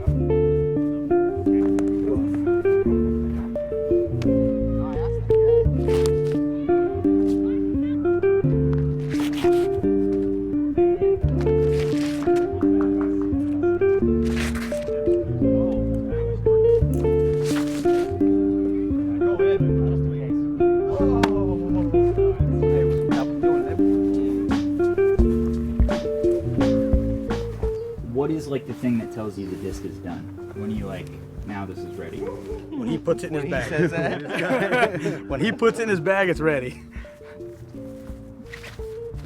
Yeah, we kind of throw it, test the different runs, and go with what's flying the best, most consistent. We can go up and down with different weights to change the flights and do different stuff as we're testing them. You know, different colors matter also. So the weight's going to be more weight now. The weights are about 8 grams difference. We made and designed the mold to do a specific thing. So we're out there testing the mold, testing the plastics to make sure that's how we design the disc so we can fly the way we want to.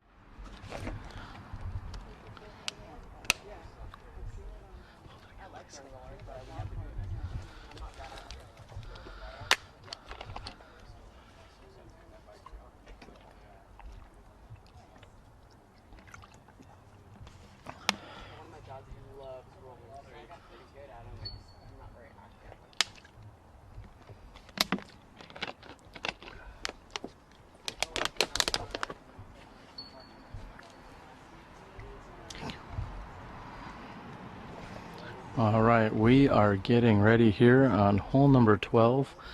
These ladies are almost 2/3 of the way complete with their round here.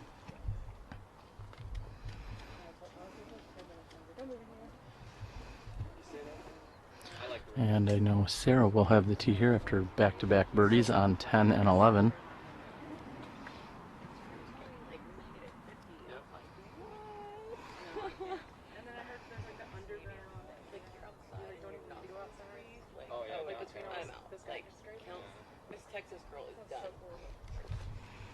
We have Sarah on the tee. Hole number 12, 324 feet.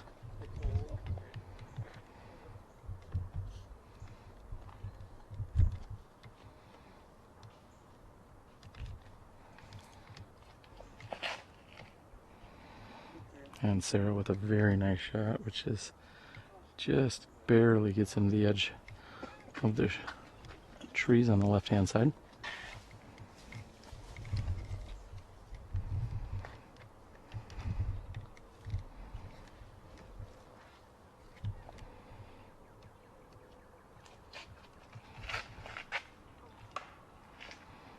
And Vanessa catches the tree.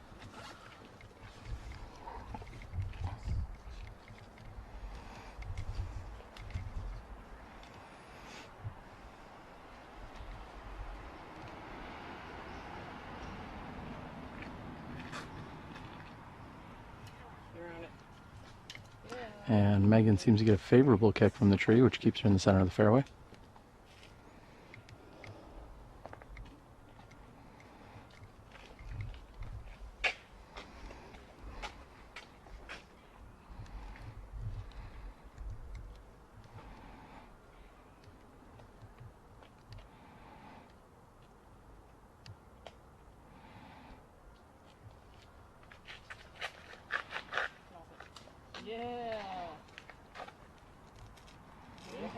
And a very nice looking shot. Barely missing the tree. Very nice looking shot by Samara.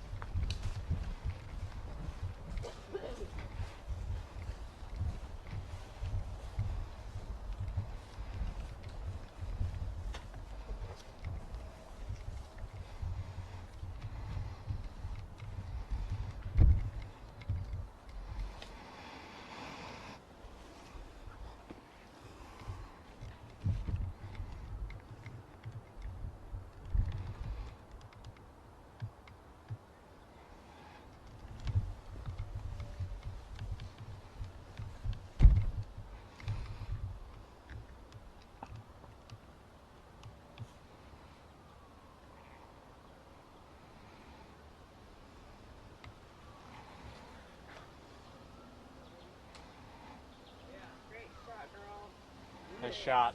A nearly perfect shot by Vanessa to put herself right up on the green.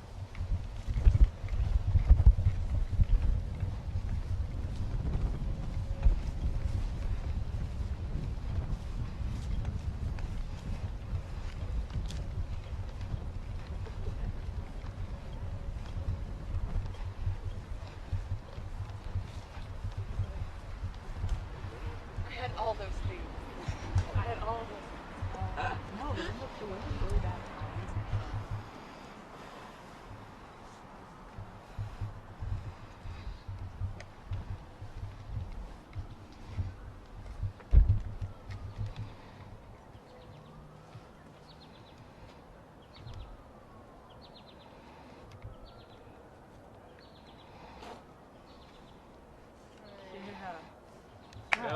Very nice shot by Megan. It's so crazy looking.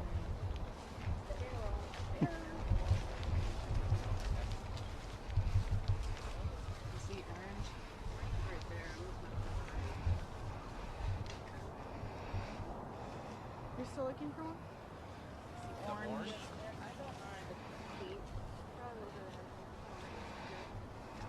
Oh, I'm so sorry.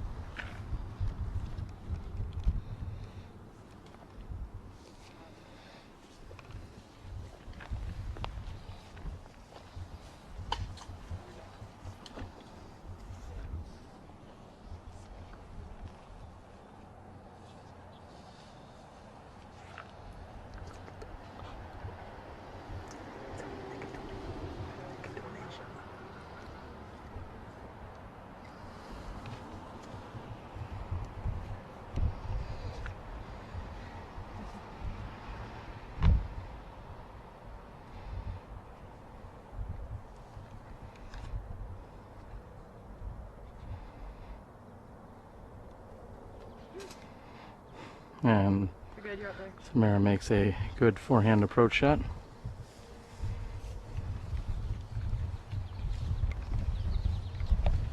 Just a bit inside.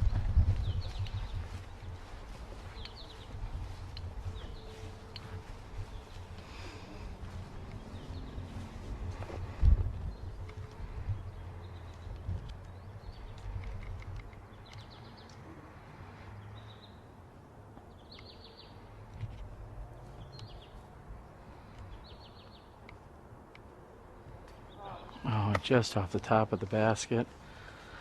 Sarah's par attempt runs a little bit high.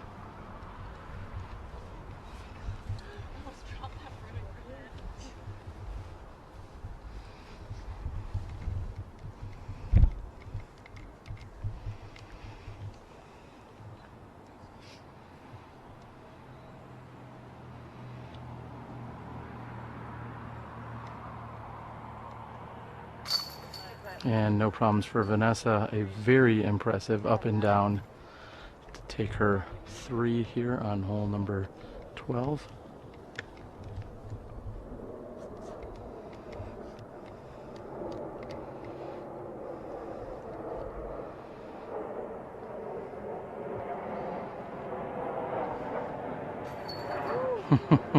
And just squeaking in, up and over the basket. Just gonna be happy. Walk off with a 3.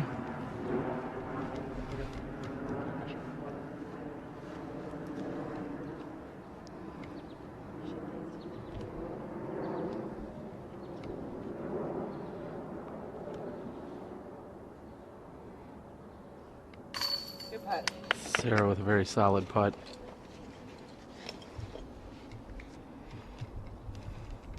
And Megan will be tapping in. We are going to move move down to hole number 13. Let's take a look at it, see how it plays.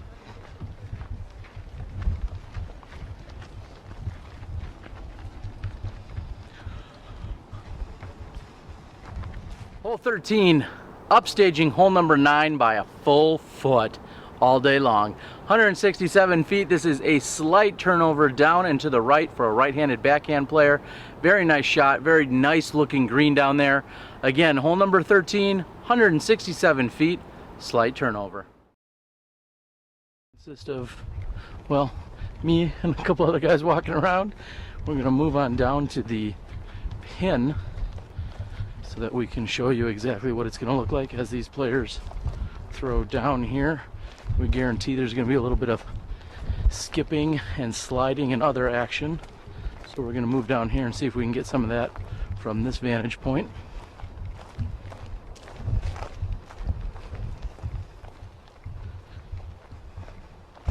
We see some of the age-protected divisions walking off over there.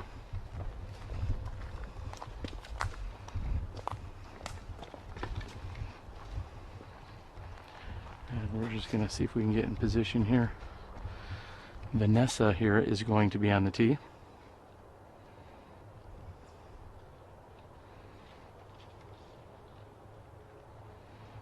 Vanessa going with a forehand. And there's the skip and roll. She's coming right at us. And she has stopped and she is safe. No surprise that Megan is throwing a forehand. She gets a very nice kick. She's been predominantly throwing forehands on every shot out here. So this hole sets up nicely. This is Samara, also going with a forehand shot. And lands just above the basket.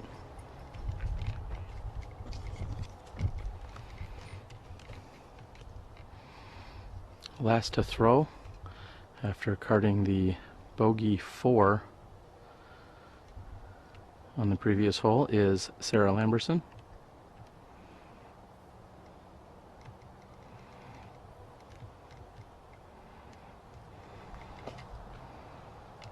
And a very nice shot by Sarah. She's going to leave herself with about a 20-footer slightly uphill. She can be aggressive with that putt.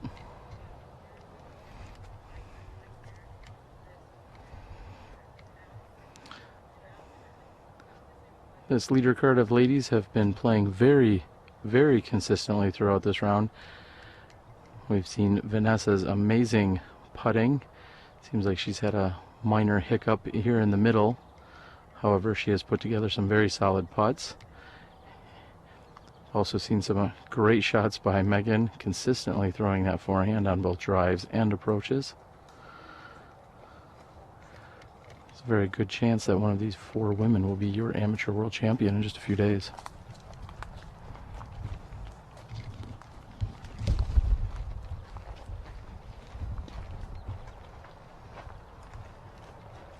We're going to move over here to where Vanessa will be putting first.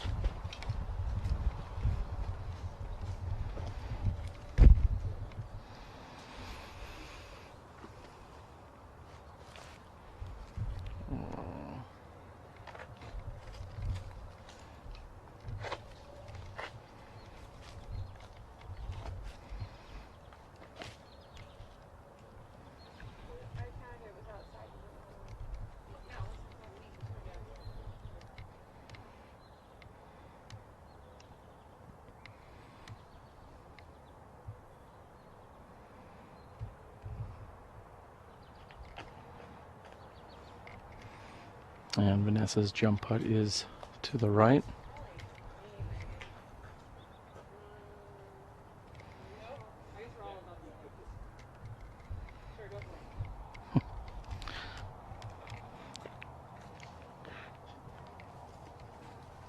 Quick question as to who is out.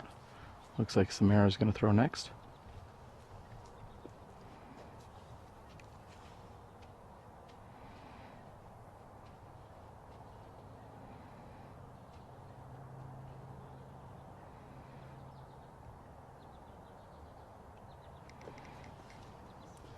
Seemed as if she may have let off a little bit, knowing that she had a downhill backdrop there. This is Megan's putt, who is approximately even with the pin.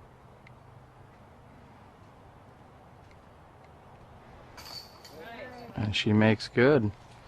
Very solid putt for birdie 2.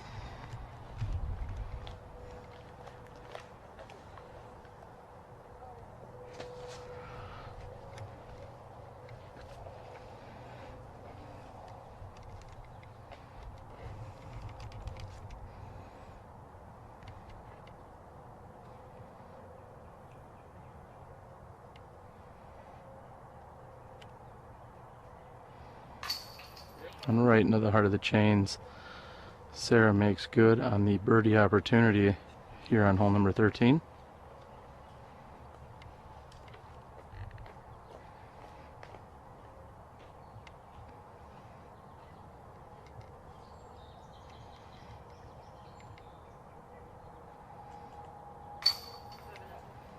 And Vanessa puts in for her par 3.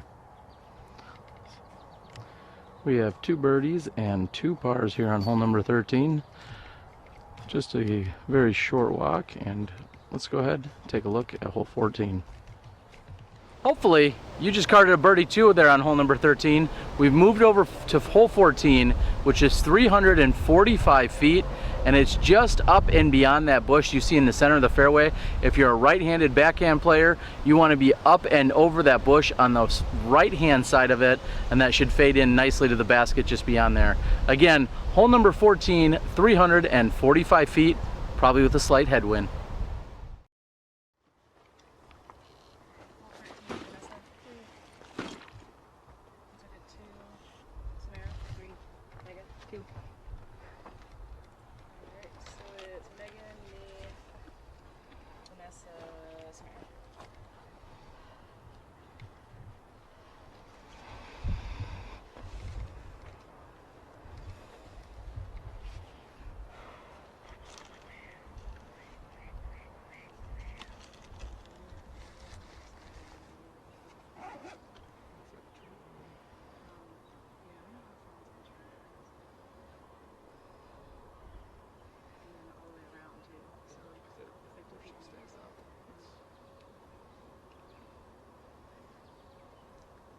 Terry, where are you from? Milwaukee. Oh, nice.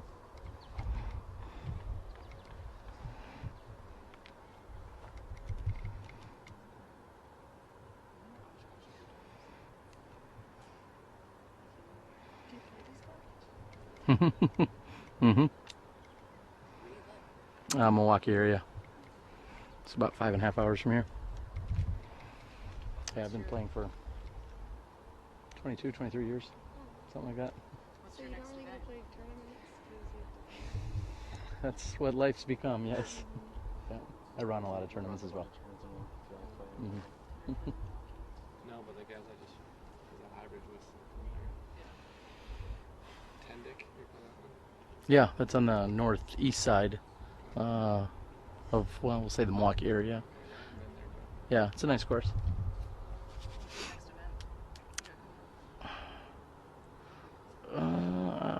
Playing Pro Worlds probably. Now that I think about it. Yeah. Yeah. Oh, nice. Mm-hmm. It'll be my 19th Worlds in a row, something like that. Yeah. You gonna come to Cedar Creek next weekend? No. Yeah, were you up here for Minnesota AMs? Yes. Yes, we broadcast that live as well.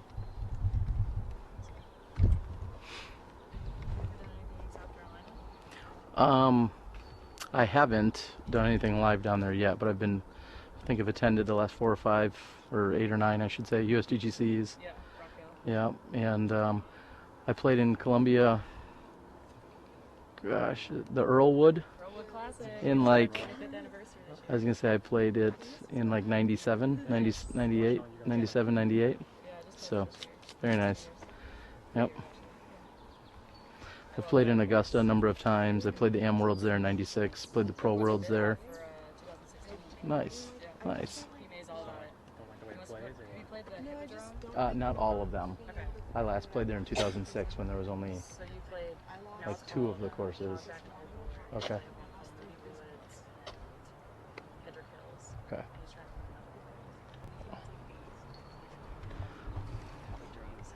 All right, we are back and live with Megan here on hole number 14.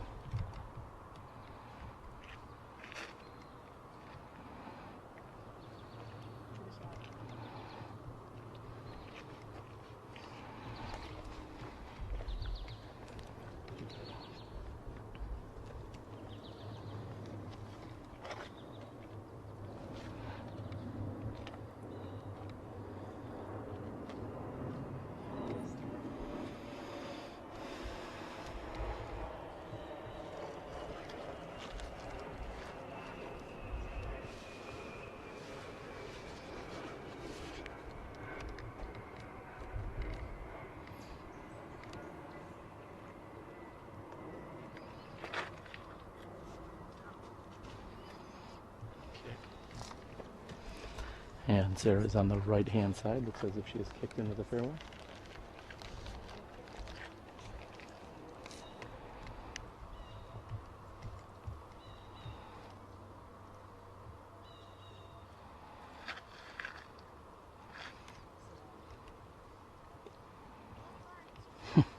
And Vanessa going after the spotter there on the left-hand side.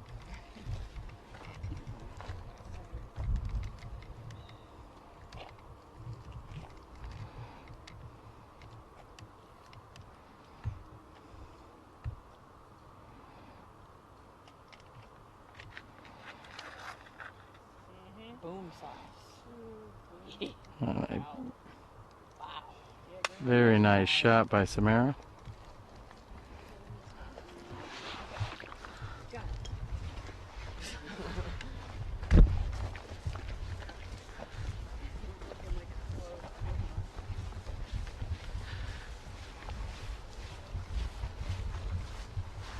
What do you edit on?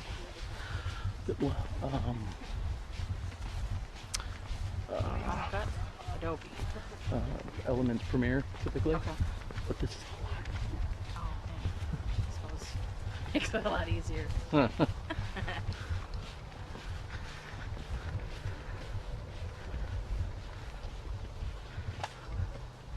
All right, here we are, and we'll take a look at one of Sarah's disc here. Champion Edition Valkyrie. I'm sure there are a number of people out there watching that would love to get their hands on a nice old CE Valk.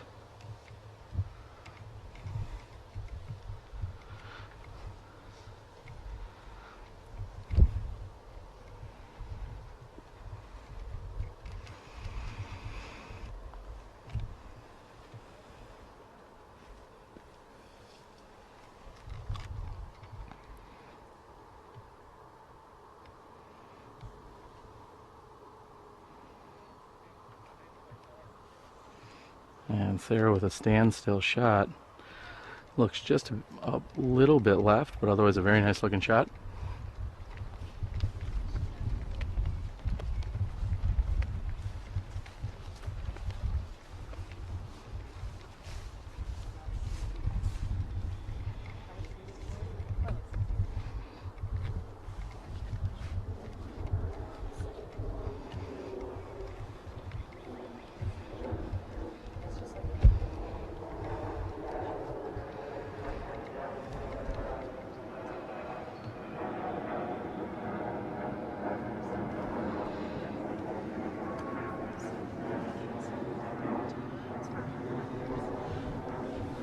And Vanessa goes with a standstill. She's got to go wide hyzer.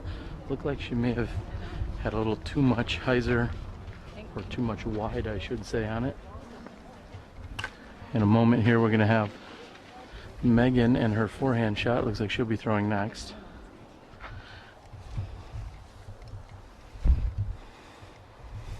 Nice drive, Megan.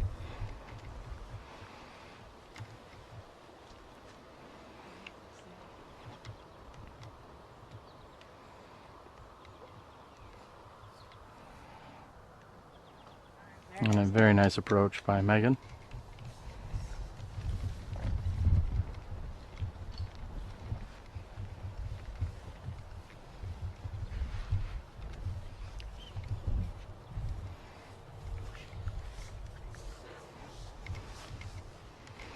And it looks as if Samara's drive did in fact carry long enough to go OB on the left-hand side here.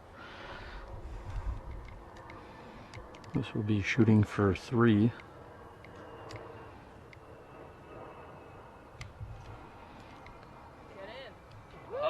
Oh, and just off the front of the basket. Very nice shot by Samara.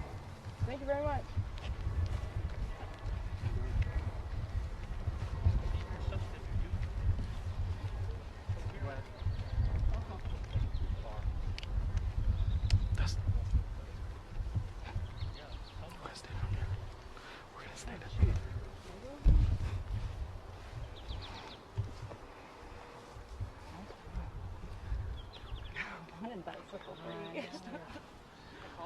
It's not a bad place to go beach. You can still make that fun. I didn't go to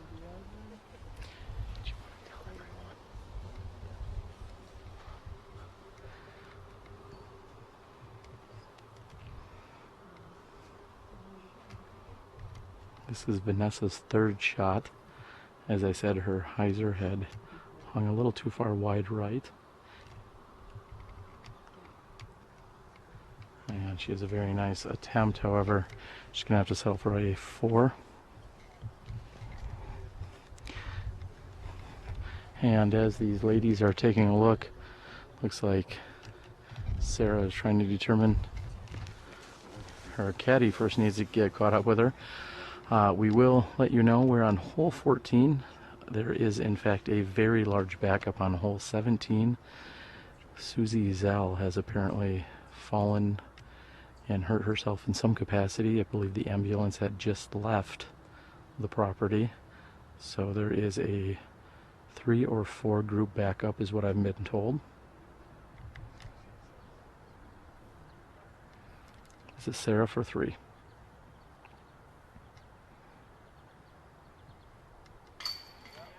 And it is in. Very nice save for 3 by Sarah. Solid putt.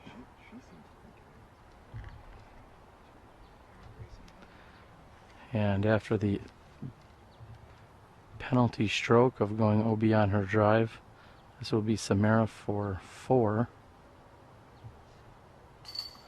And she puts in.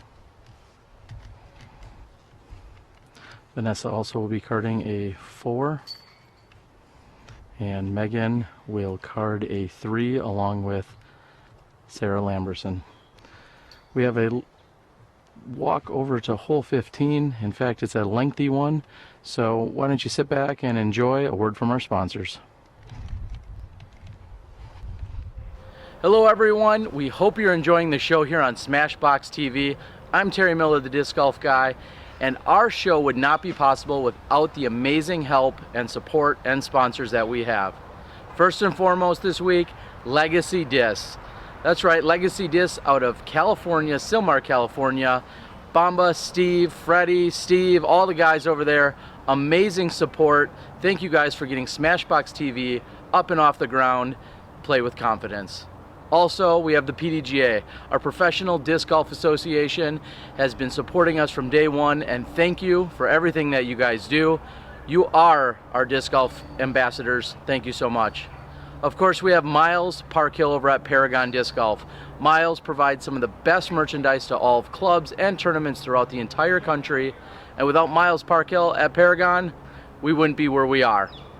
Last but not least, Sandy Point Resort and Disc Golf Ranch. Mike and Michelle Cousins in northern Wisconsin have been absolutely amazing. They're bringing you the leaderboard throughout the entire week. Sandy Point Resort and Disc Golf Ranch. Check them out. It is my favorite disc golf course anywhere in the country. Check them out. sandypt.com, Sandy Point Resort and Disc Golf Ranch. So there you have it. We have an amazing set of sponsors. Everyone else that tunes in, watches, supports us on YouTube, supports us via Facebook, shares, likes, Twitters, the whole 9 yards. We also have our first run of SmashBoxx t-shirts, dry fits. So come on out, support us. and enjoy the show. Like the most understable one there. I can't reach like that.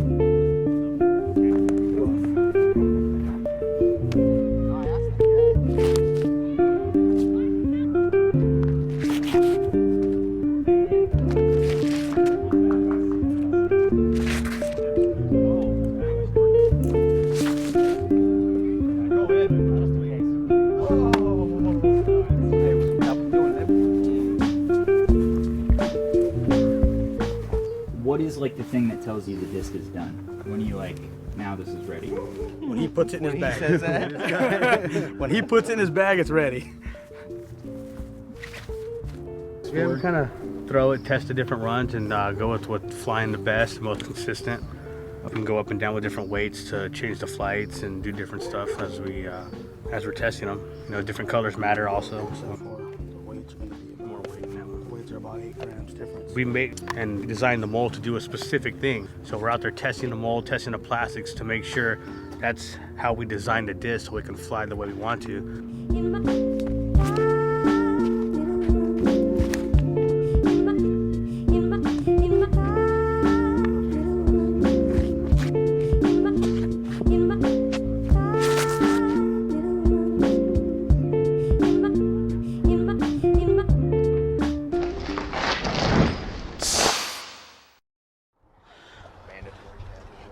Really? Okay, I was wondering about that.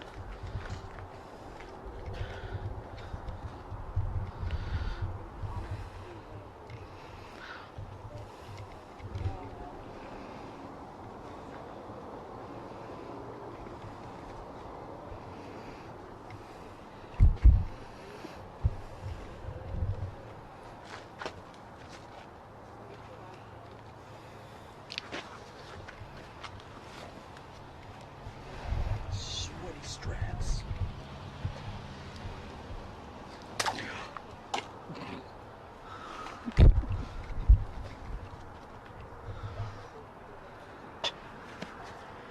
Just get myself at school.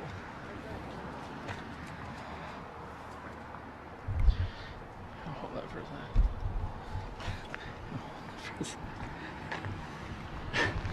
I'll go change my shorts quick.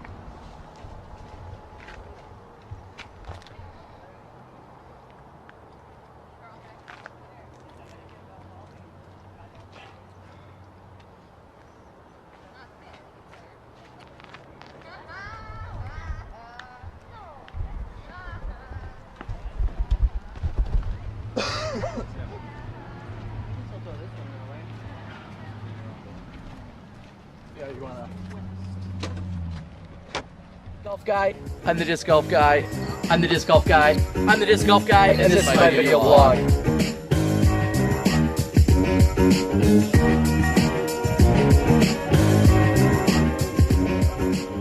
I'm the disc golf guy, and this is my video blog. Today we are at the 19th Hole Pro Shop here in Sylmar, California. I'm joined by one of the Legacy co-owners in Steve Rico. Steve, we're talking new discs today. What do you got for us? Well, we'll start with the Bandit first. It's a Speed 9 driver that we just came out with. It's great for like low flip-up shots. You can throw and bend it around corners, throw rollers with it. Really neutral disc, very fast, has a lot of glide, and I think the whole world's going to really like it. Yeah, I saw you throwing in the field as they're watching. There's a lot of things that you can do with it, and if you have too much power, maybe you just need to lay off it a little bit, but you can really control it to do whatever you want. Yeah, I throw it mainly with a fan grip, so I'm not powering it over too much, but it's really nice for like flip-up shots, you know, through the woods, and like I said, you can throw long rollers with it. It's got a lot of glide, so I know a lot of people really like the glide that it has. Good, and now we're gonna move. That is a very solid looking shot by Megan. Might be a little bit short, but it was a very good looking line.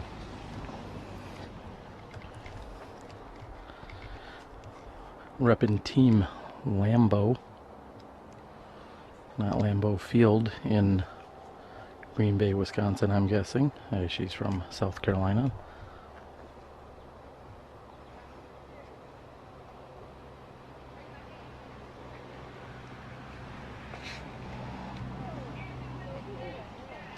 And that looks like it's going to be a solid shot. Maybe just a bit short.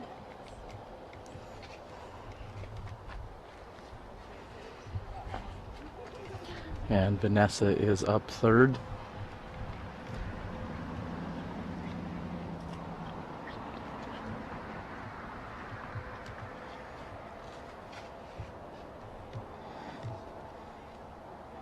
And Vanessa has thrown a very nice looking shot. She's going to have herself a look at a birdie 2 from there.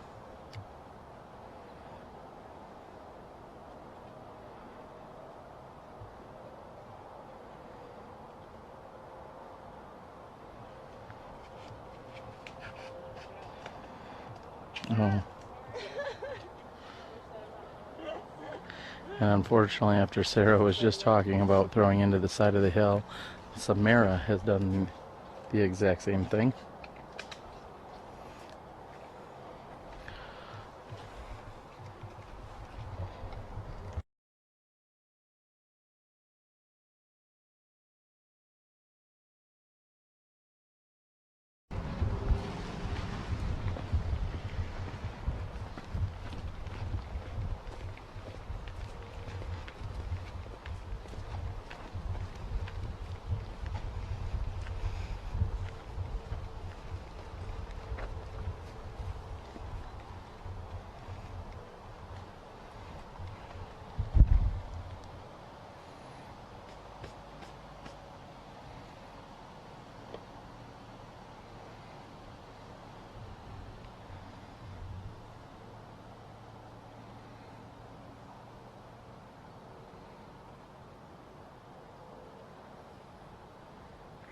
Samara has a little bit of work to do. I think her height's going to be at an advantage here, as she has not quite cleared the mound, the hillside.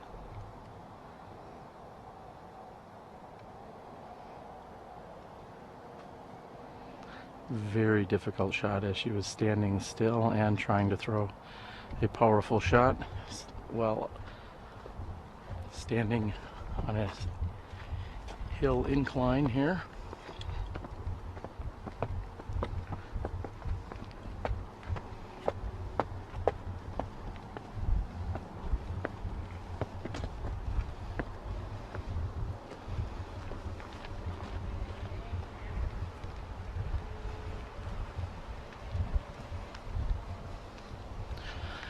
I have been told that normally this sand is played as an out of bounds. However, this week they are playing as a, we'll call it a mandatory relief of sorts. Kind of like you would have seen what is known as a bunker, as in a bunk CR. Something of that nature. If you're from Minnesota, you'll know exactly what that means. If you're not, it's a really long, confusing story. So this is being treated as if it is played as an OB without the penalty stroke, if that makes any sense to you. So right now, Megan is putting for her birdie 2. However, since she landed in the sand, she had to come back to where she was last in bounds.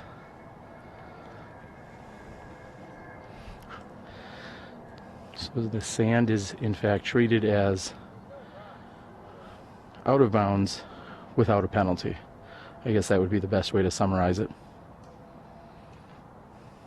And if you're shrugging your shoulders or you're confused at home, I don't blame you.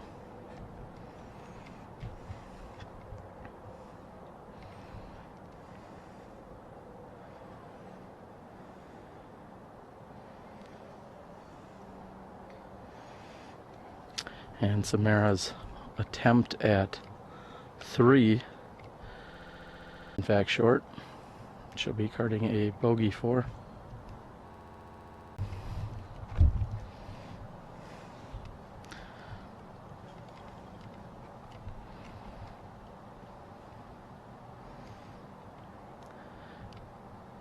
And Sarah's in fact all the way on the outside of those rocks, where she's just going to play it where it lies with no penalty or crazy movement.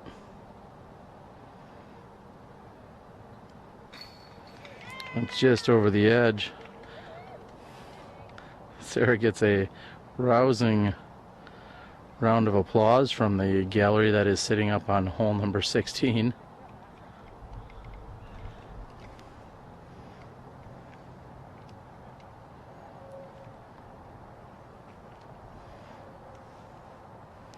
Looks like Vanessa is just barely on the edge of the rocks. She's going to have somewhat of an awkward stance here. But as expected, she makes good. That's going to be a birdie 2 for Vanessa here on hole number 15.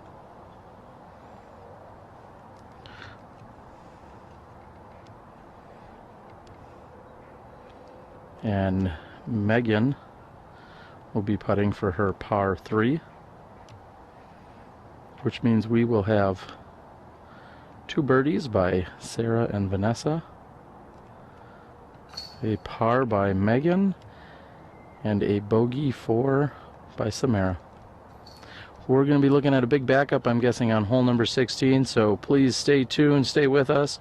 We're going to cut away for just a few moments. We'll bring you any updates as we have them. Again, an accident on hole number 17 has backed up this group and a number of groups, so we're going to be as careful as we can because, well, quite frankly, I don't need an ambulance after falling down some stairs myself. So you're watching SmashBox TV.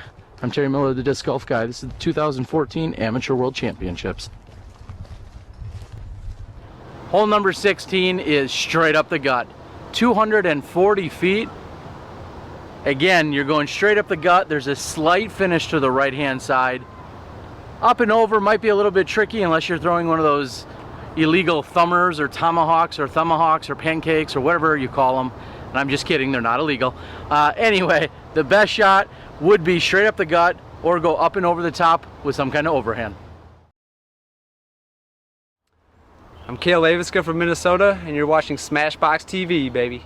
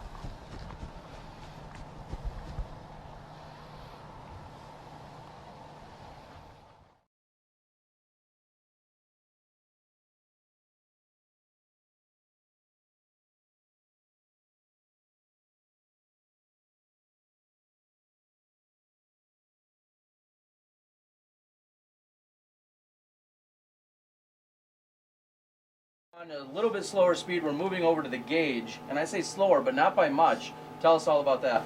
It's our newest mid-range out. It's really nice, got a good feel to it. It comes out of the hand really smooth and clean. And this disc will hold any line you put it on. You can throw it straight, you can bend it right, you can hyzer it. It pretty much will do anything, whatever angle leaves your hand, it'll hold that line throughout the whole flight. And now we're seeing both of these plastics. When you come out with them, which style of plastic should I say did they come in? They're both in Icon right now. Pretty soon they'll be in Pinnacle, and then we'll move on to Protege and Excel and those lines later on next year. And it's smaller driver, so it's probably about a 174, 175 max weight, and then on the gauge, a little bit larger diameter, you're talking 180 grams max weight, Correct. right? Yeah. Okay. Is there anything else anyone should know about these two discs that just hit the market? Just go out and give them a try. I guarantee you're going to like them. Like I said, these discs are, the driver's got a lot of glide. I mean, you can throw a lot of different types of shots with it, and the gauge will hold any line you put it on. Go out there and try it. I guarantee you really like it. All right, well, with that being said, this is our new product segment. We got great new discs here by Legacy. Steve Rico, Terry Miller, the Disc Golf Guy, and as always, play with confidence.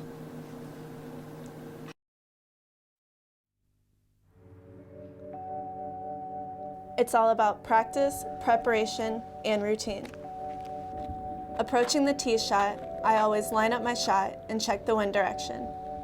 Always take into consideration the trees that are out there and the out of bounds that are marked off.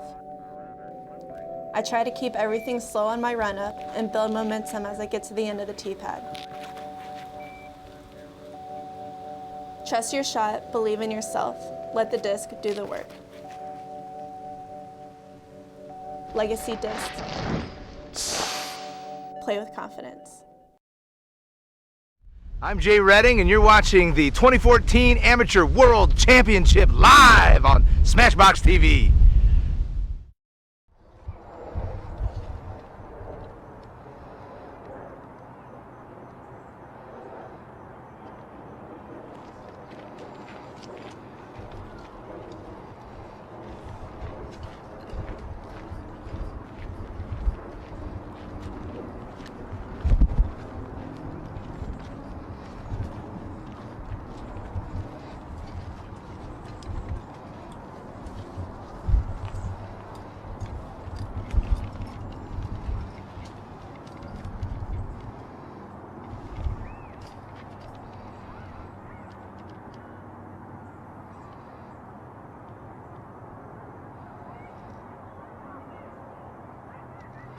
Yeah, nice putt. Very nice putt here over the rock. As we've caught up with our second card here of the ladies.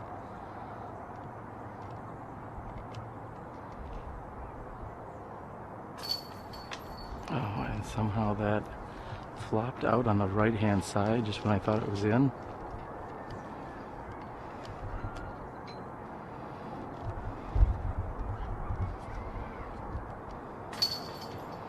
And Anya puts in for her putt.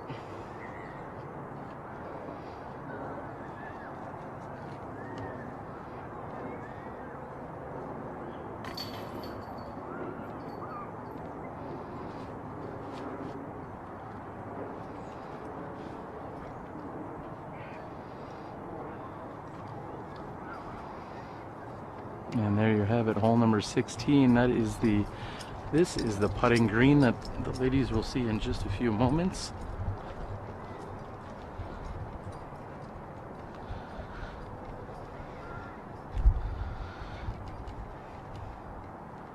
Again, there are countless unique features and amenities found out here at this Bryant Lake course. One of my favorites at the moment is some slight overcast skies. Feels as if it has cooled down considerably just in the last half hour or 45 minutes. Sun is tucked behind some clouds.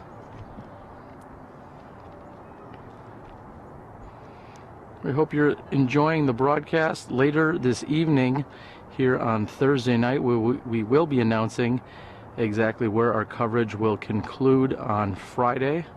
We will likely be covering a single round on Friday. Saturday we're going to bring you as much of the finals action as we possibly can as we're watching Sarah throw her drive. Again, we know there are 16 different divisions. We're doing our best we can to cover as much as we possibly can here on Smashbox. We hope that you're able to tweet and share, like, Instagram, do whatever you need to do to let everyone know we are broadcasting live disc golf here on Smashbox. And a nearly perfect drive by Vanessa has placed herself within 18 to 20 feet of the basket. And although this hole does bend somewhat from right to left, Megan's going with her trusty forehand. And she gets caught up on the left-hand side of the fairway.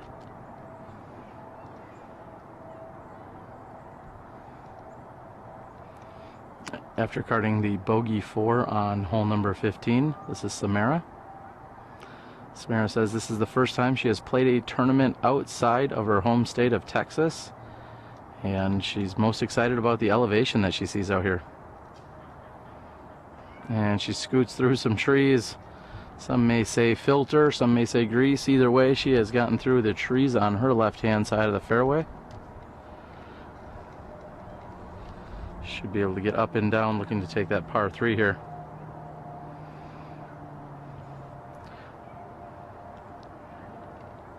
Again, we'd like to say thank you to Legacy Discs. They are your title sponsor here in terms of our live broadcast coverage at the Amateur World Championships. We would not be here bringing you any of this coverage here this week if it were not for the help of the gentlemen over at Legacy Discs, Steve Valencia, Steve Rico, Bamba, and Freddie and the rest of the crew, everyone else that helps support and is part of the legacy crew out in Sylmar, California. Thank you so much. We've got a lot of friends and support in the Midwest. We know Colin and Ryan are out there at home and tuned in. Thank you guys so much. We are glad to bring you as much possible coverage as we can here from SmashBoxxTV. If you're interested in having SmashBoxx at one of your events, please go ahead and reach out to us on Facebook or on YouTube. We'd be glad to come to your event.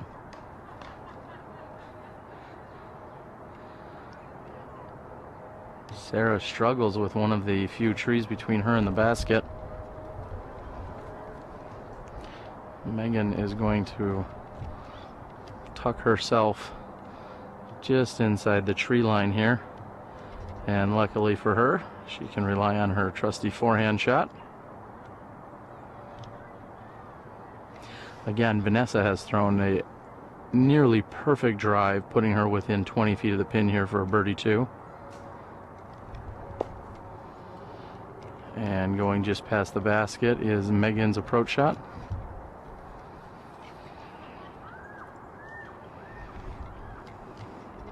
One of the other unique amenities that you would find out here at Bryant Lake, which seems to be becoming more and more popular, are 2 baskets on any given hole. So out here with a long and a short tee and a long and a short basket, there's a ton of variety that players can partake in. Unfortunately, when playing in a big event like this, they seem to be somewhat of a, we'll say, obstacle for these players. So if you've been wondering as to what's been going on, as to why there's 2 baskets or some of these baskets have been bagged, that is exactly the reason.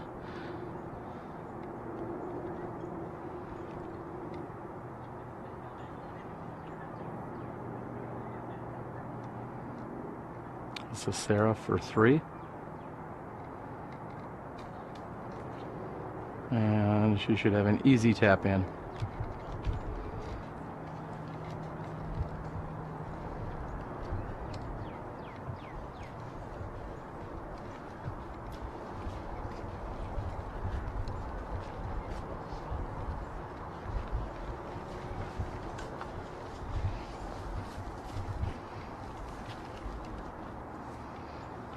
Looks like Vanessa is setting up.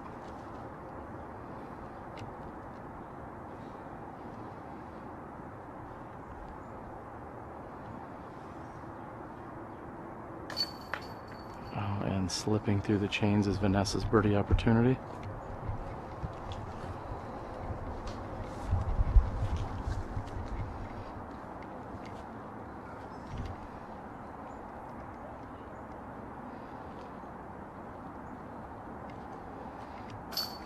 And a very nice putt by Megan to save her par 3 here on hole number 16. Most effective putter I've ever seen using an arrow. Great shot by Megan.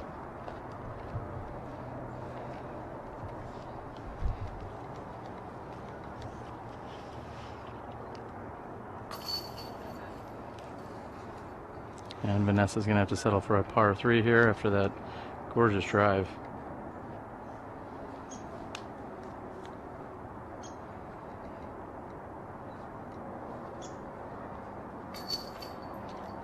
Samara is in, and Sarah will have to settle for a 4. So there you have it. The beautiful green here on hole number 16. Again, there may be a slight backup on 17. We're going to move over there, check out the action. Certainly one of the signature holes out here at Bryant Lake. I'm the Disc Golf Guy, and this is the 2014 Amateur World Championships.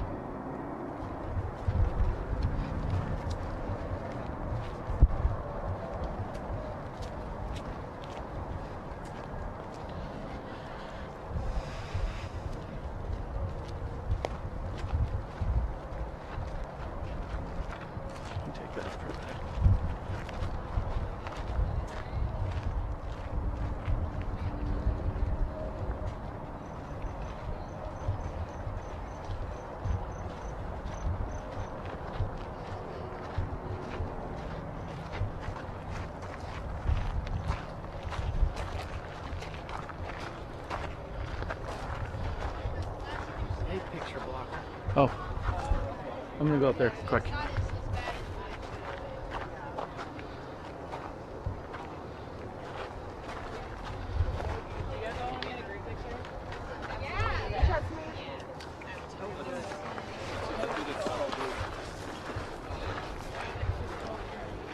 Let's go up to the top. Make up your mind. Come down for a good picture. Wait a minute, that's my cord.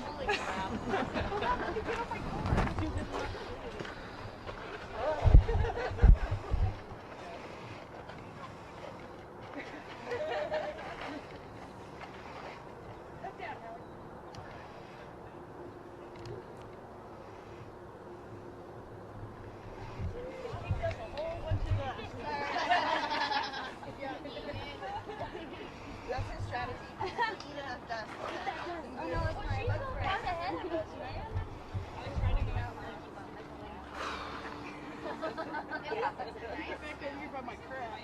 like a super nice. What do you have?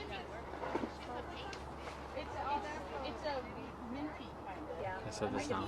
Mm-hmm. Move over this way and the flies will leave you alone. Yeah, that's It's not really for bugs, it's for animals. It's get close to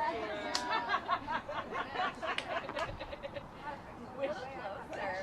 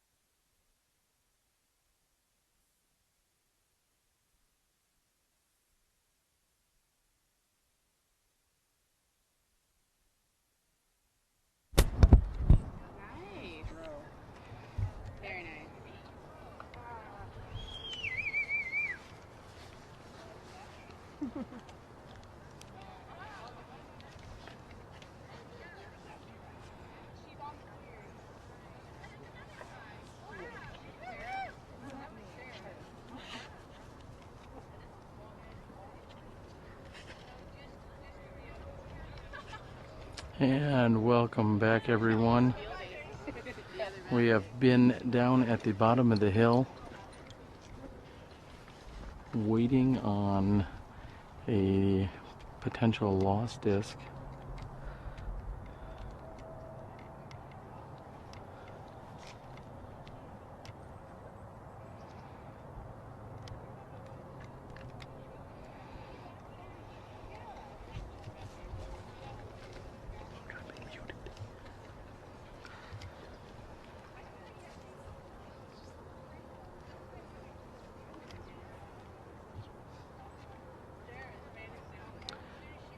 Again, welcome back, everyone. We are here on the bottom of hole 17.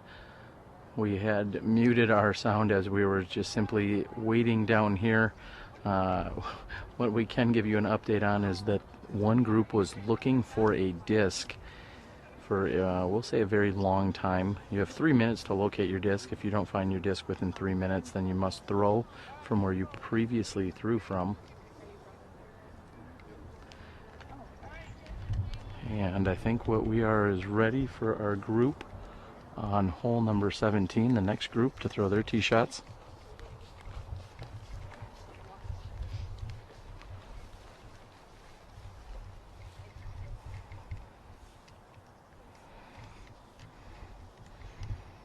And from this vantage point, it's nearly impossible to see exactly as who is on the tee. We will see some shots coming out from over the trees.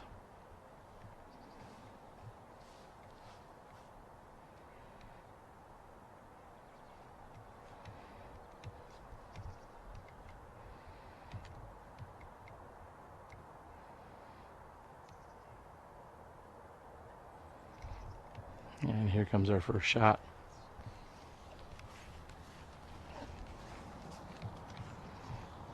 And it is down and on the left-hand side.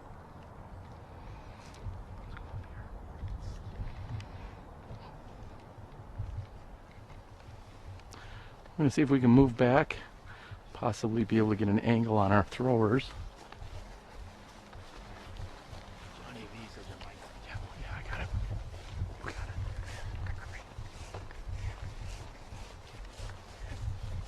Here comes another shot that is knifing in.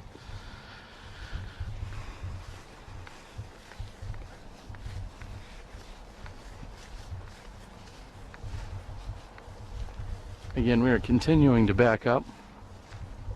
A few moments ago, I had shown you Sean Sinclair walking down the stairs and also discussed that Sean has been running every single day this year, which is truly an amazing feat. I'm going to ask Sean, how many miles would you say you've run thus far this year?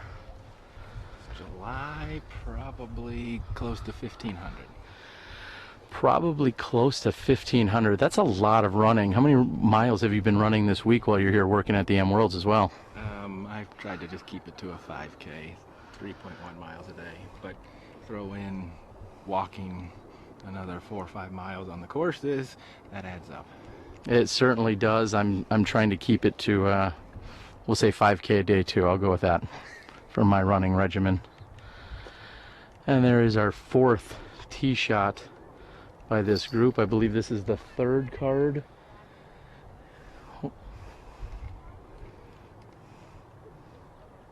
We'll also like to note that there is overcast skies, which has given us somewhat of a reprieve on the heat, as it has been very bright and sunny every day this week. Much more humid earlier in the week than it is today. And we will see some of our competitors walking down the very large staircase.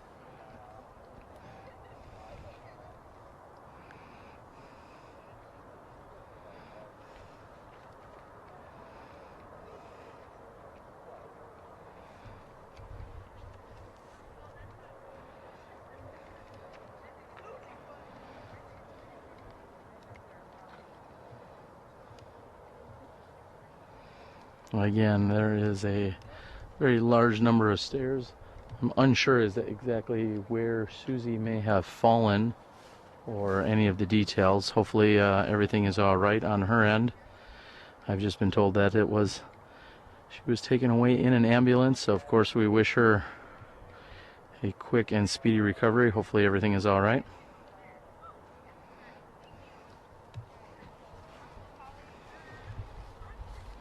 We have some spectators and spotters out here taking in the action.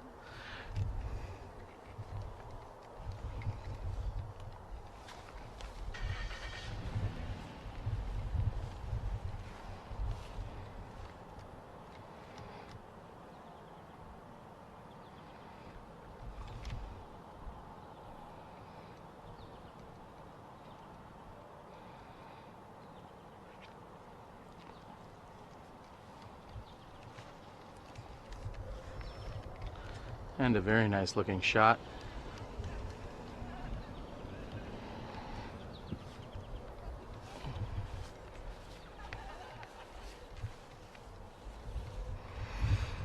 Again, we're going to try and get confirmation as to if this is in fact our third card.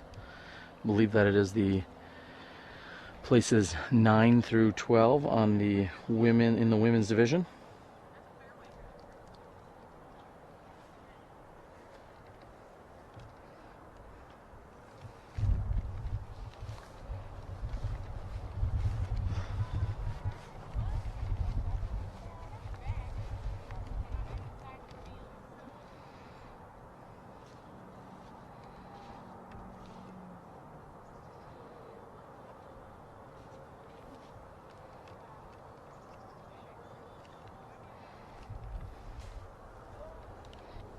And finishing on the right hand side. Most of these players will be more than content with scoring a 4 here on this hole. 3 would definitely be considered a birdie.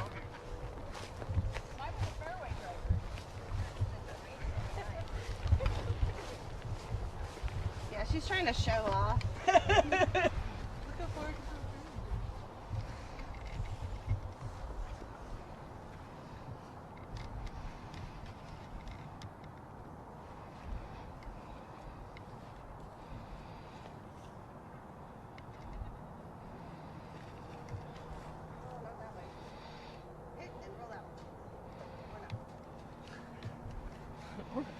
Very specific.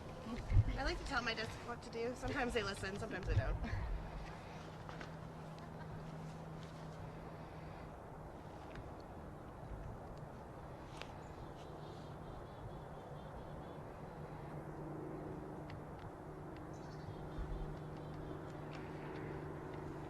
Get it. Go. Get in. Oh, and a near eagle here on hole number 17. Very nice shot. I was hoping for it to go in just as much. Very nice shot.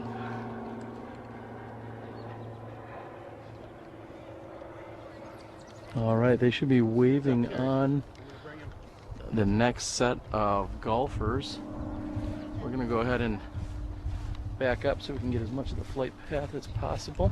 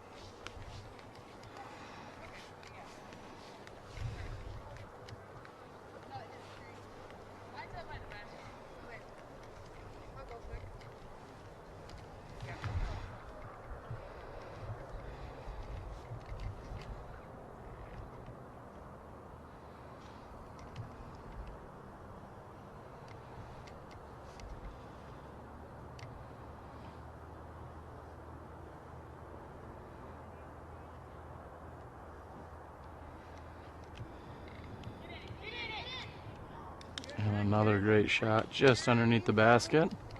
Okay. Coming to help.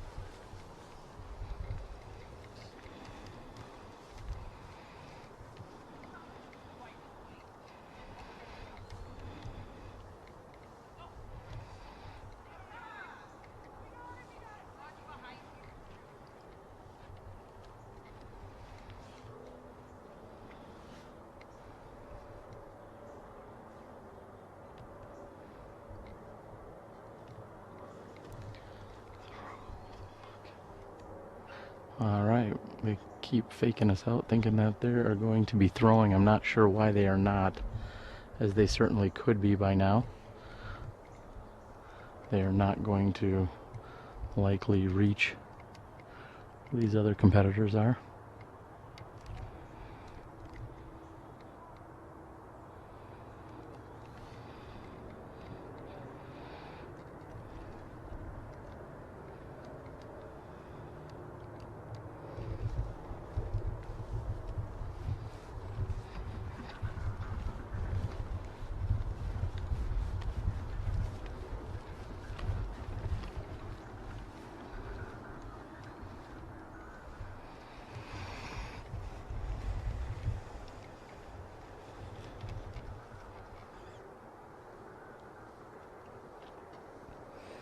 I think we have just seen our first drive come down from hole 17. Should be another one here in a moment.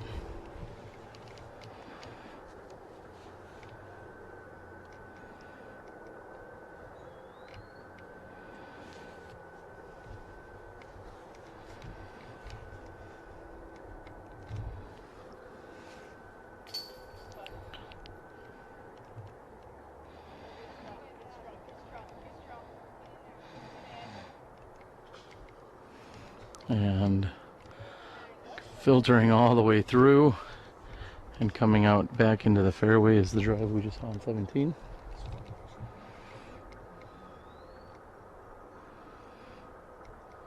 And here comes another drive. This one is definitely going to be clear of the trees. It's going to finish on the left-hand side.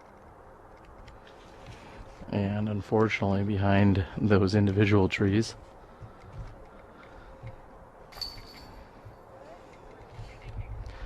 And this should be the fourth competitor.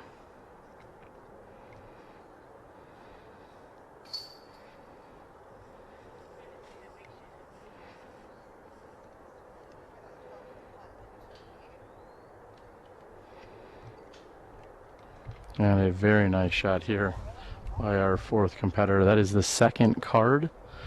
And these ladies have just 2 holes to play, our leader card. Unfortunately, they may take them a little while to do so.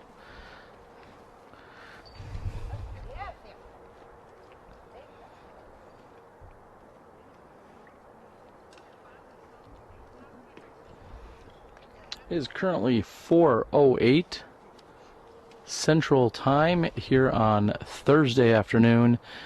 There was the Great Shuffle held Wednesday night, where the 4 pools of MA1s, which are our advanced division, were mixed. After 3 rounds of play, they were able to go ahead and reshuffle all 280 plus competitors, putting the top 25% into the A pool, next 25% into the B pool, and so on.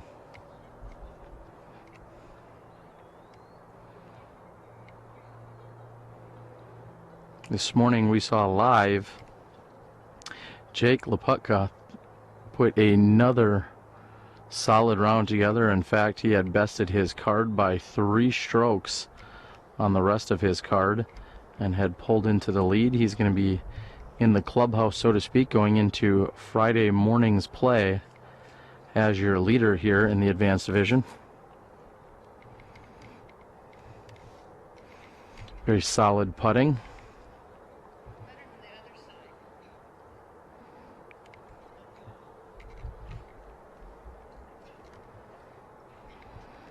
And as these ladies approach the green, we're going to go ahead and step off to the side slightly in order not to distract them.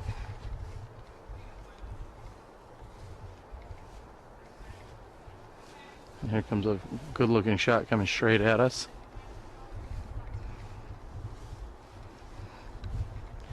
We're going to move over to the first tier, so to speak, of this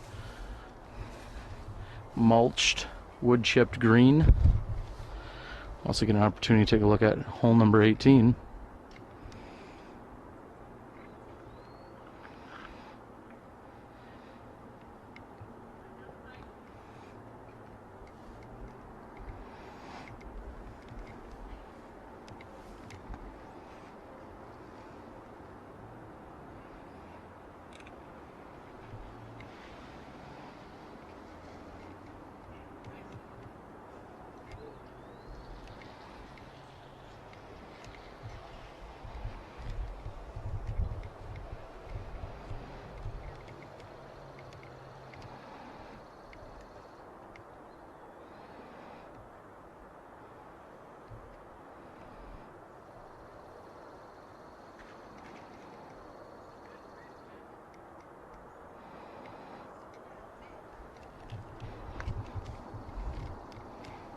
And a shot that has gone wide to left here by our second card.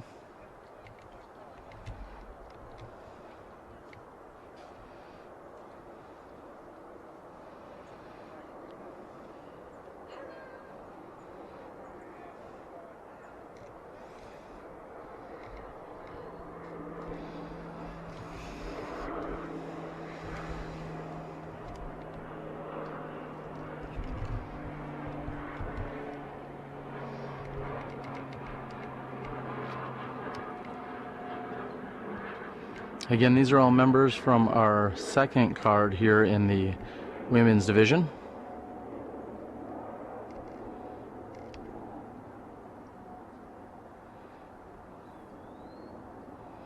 Looks like we may have a disc swap or strategy change here, and that's just it.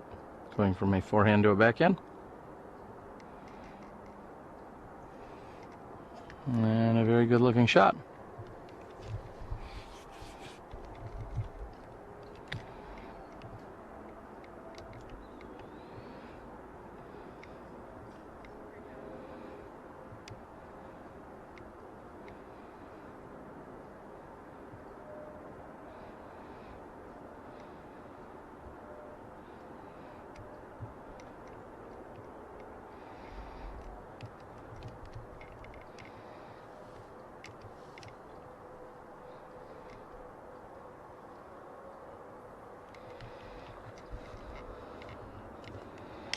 And that looks to be a very nice looking shot here. Approach on hole number 17 here to this three-tiered or multi-tiered green.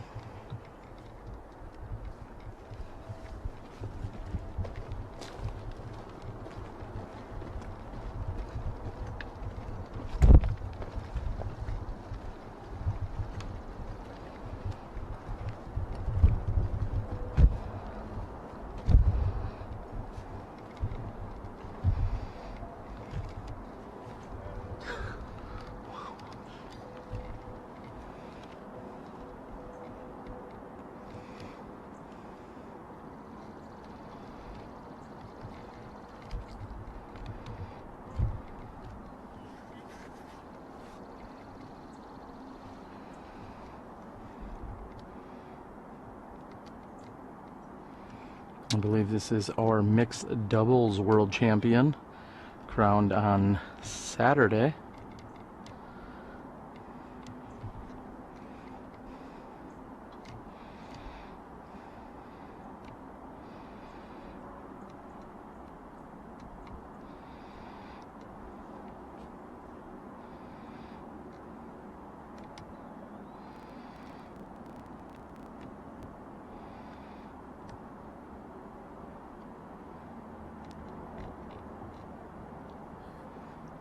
Looks like we're going to see a forehand. She is not in favor of it. I think I could tell by the gesture on her face that she is not excited about throwing this particular style of shot here in this instance.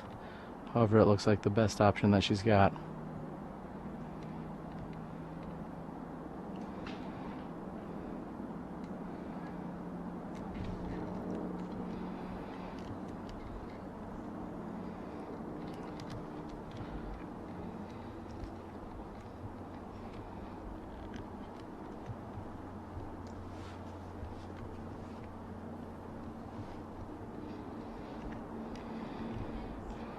Another very nice run at the basket. What is nice when you have a basket that is above you and there is a incline such as this one, you can be a little bit more aggressive. Throwing uphill gives you the chance to give it a little bit more power. Maybe you can get something to drop into the basket without having to worry about it rolling away from you on the backside.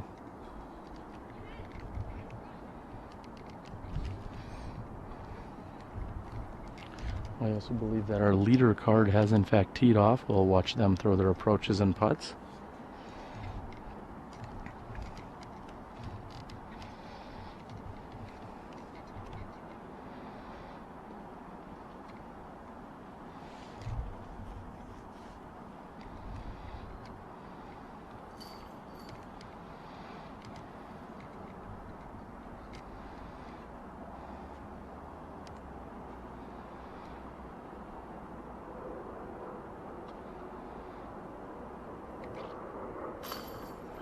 And a solid putt.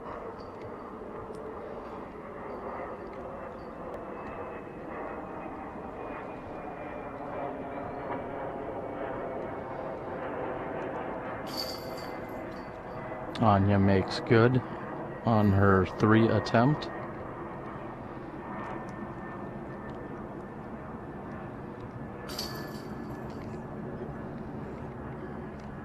And these rocks are not considered OB, so players do not get relief from them.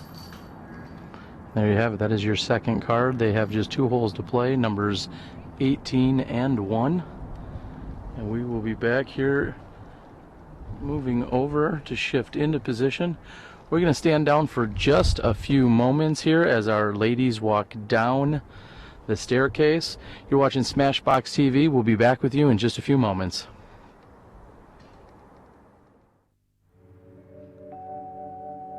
It's all about practice, preparation, and routine. Approaching the tee shot, I always line up my shot and check the wind direction. Always take into consideration the trees that are out there and the out of bounds that are marked off. I try to keep everything slow on my run up and build momentum as I get to the end of the tee pad.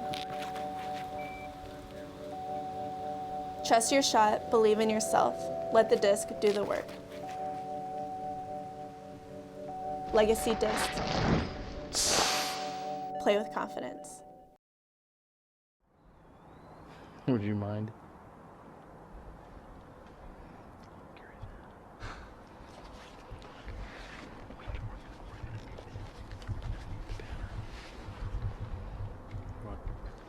Tightened it so it's nice and tight on you.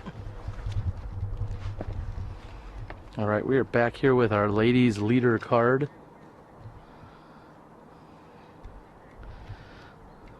In fact, I'm going to get in position to be directly or within a few feet of the basket.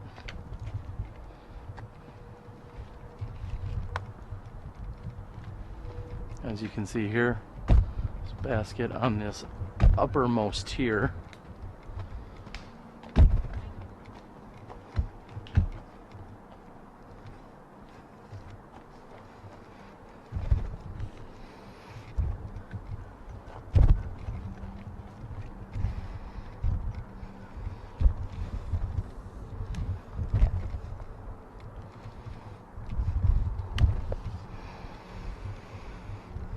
Looks as if Sarah Lamberson is going to be first to throw.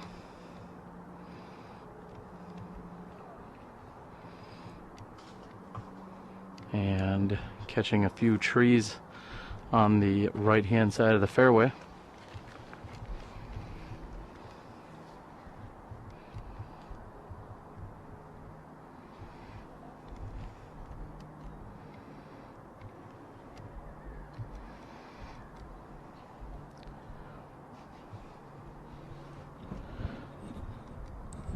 And Megan had thrown out of bounds, so she's immediately going here to the drop zone. Drop zone being the short tee pad you'd find out here on the normal course configuration.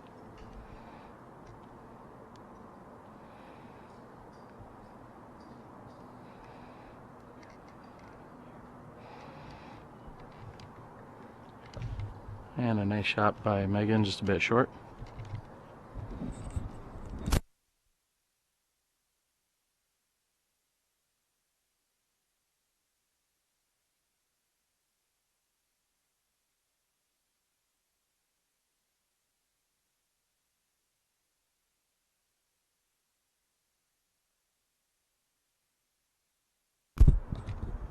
All right, and we are back here. It looks like Samara is going to be next to throw.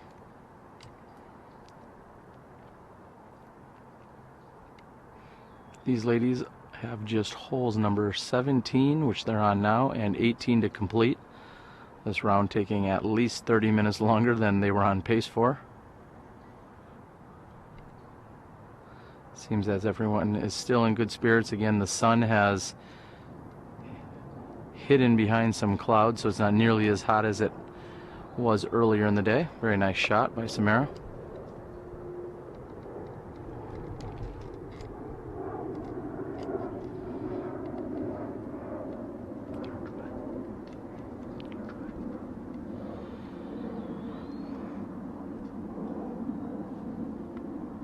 And Vanessa had a very nice drive, one of the nicest drives we've seen out of all of the women competitors here in the last 4 or 5 groups. She's in a great position to get up and down and take a birdie 3.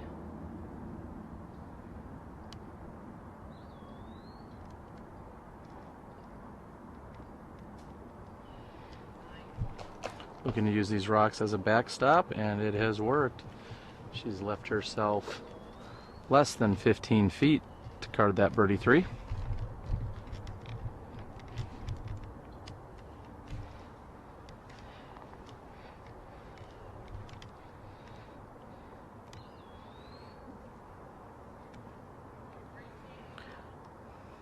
Again, we are so glad you are tuned in and watching our live presentation of the 2014 PDGA Amateur and Junior Disc Golf World Championships. I'm your host, Terry Miller, the Disc Golf Guy. Our coverage this week was made completely in part, or completely possible, really, by our friends over at Legacy Disc. Legacy being a huge supporter of our live broadcasting throughout this entire year here on SmashBoxxTV. Legacy, along with a few others in Miles Park Hill at Paragon, Sandy Point Resort, the PDGA. So thank you to everyone that has stepped up and had any part of helping SmashBox get launched here in 2014. We're looking forward to a very jam-packed remainder of the year.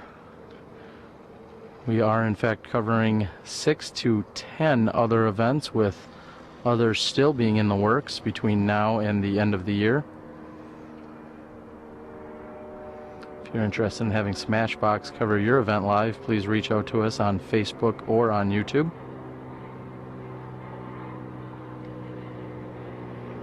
This is Megan.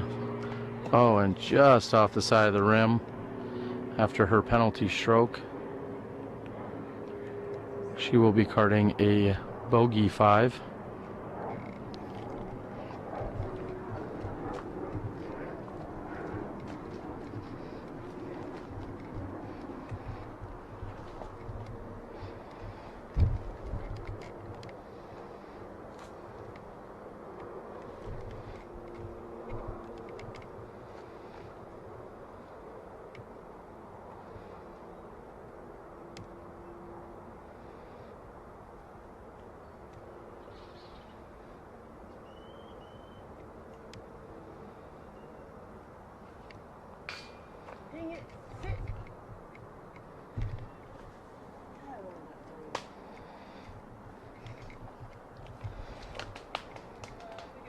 Samara so close to taking the birdie 3 here.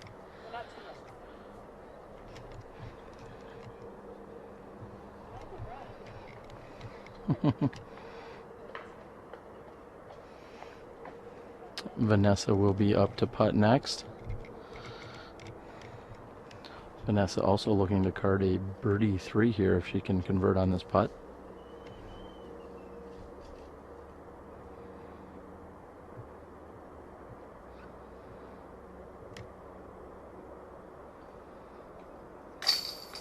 And she makes good. That is a birdie 3 here on hole number 17.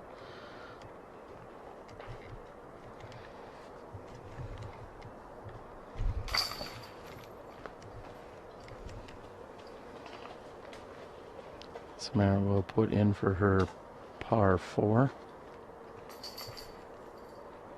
And these ladies have just one hole left after they tap out here on hole 17. It's been a very, very fun ride along with everyone here today. Thank you guys so much, including our main on-site helper in Dustin Skorpinski. Not only has he been playing well and representing Wisconsin this week, also stepping up on the SmashBox platform to be a huge asset to us. We're going to stand down for just 2 seconds and we'll be back with you for their tee shots here on hole number 18. And here we are on beautiful hole number 18, the finishing hole at Bryant Lake Park. 424 feet straight up the hill. There's a little bit of action on the left side you want to stay out of, as well as the right side. If you're playing smart, you're going to throw into the center of the fairway. You're going to approach to that pin and walk off with a solid 3. We hope you've enjoyed Bryant Lake Park, hole number 18. Hello ladies, everyone having a good time here?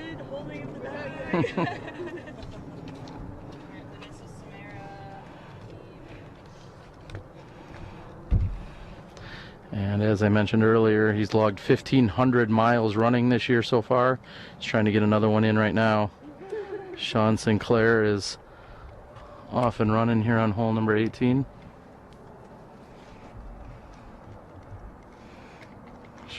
Sean has been doing double duty of spotting as well as live scorekeeping for these women. We're here on hole number 18, 424 feet. Last hole of the day. Let's get to it.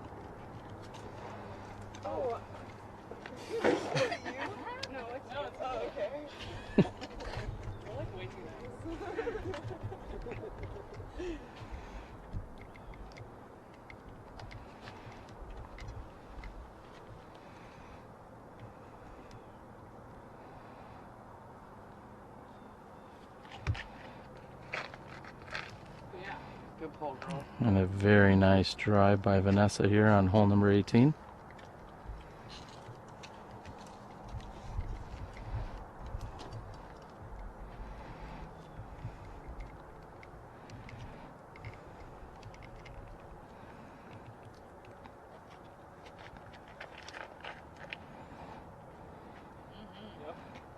And also a very nice drive by Samara here on hole number 18. Center of the fairway, perfectly placed.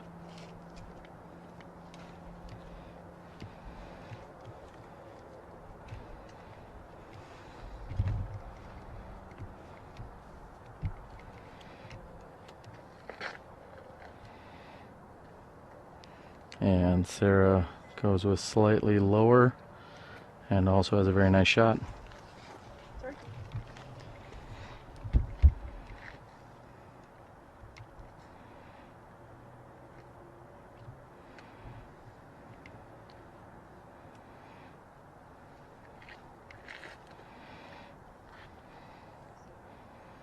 A little too much stability. It's going to fish on the right hand side. Megan's shot is off and on the right. And these ladies are looking to get up and down and card a birdie 3 here on finishing hole number 18.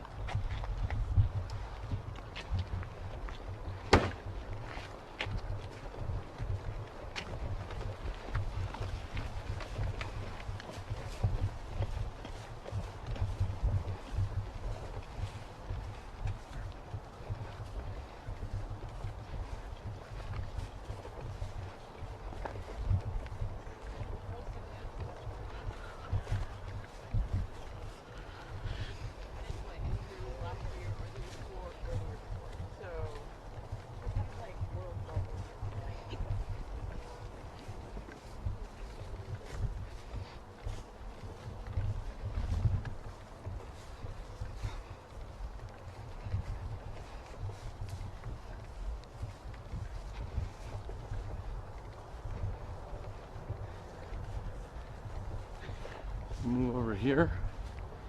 And being on the right-hand side is really not a disadvantage to Megan here, as she's got a forehand that she will rely on.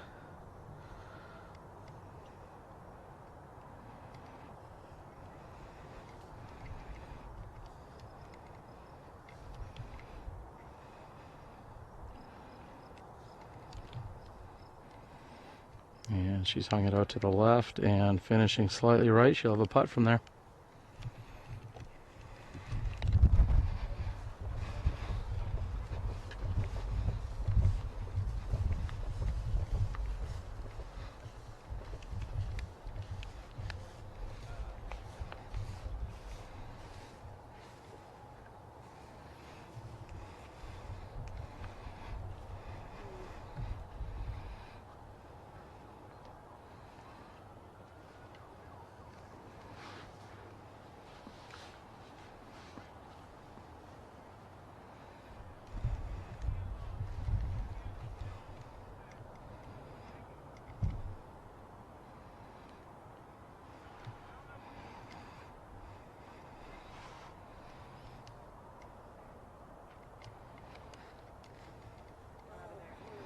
And Samara is carrying to the right.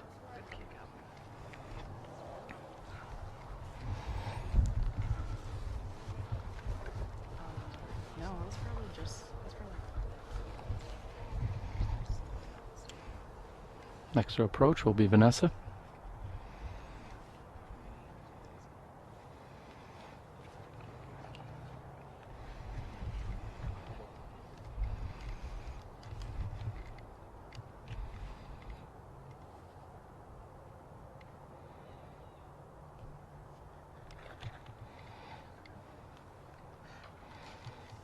And Vanessa's on the right hand side. It caught a little bit of tree on the right. She's going to be left with a long putt for birdie.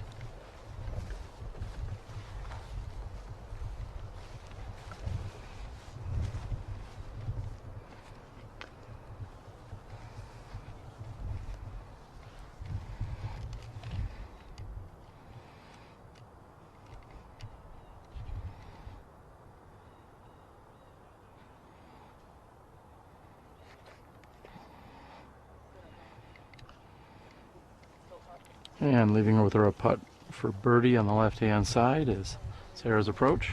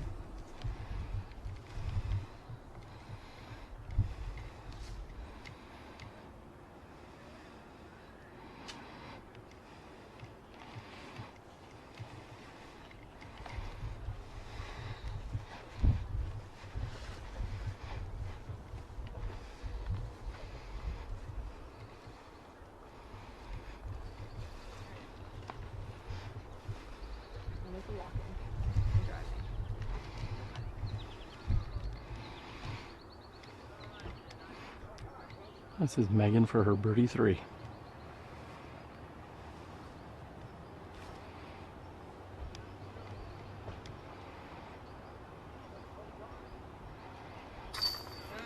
And she converts. Very solid round by Megan here today. Guarding the birdie 3 on the final hole.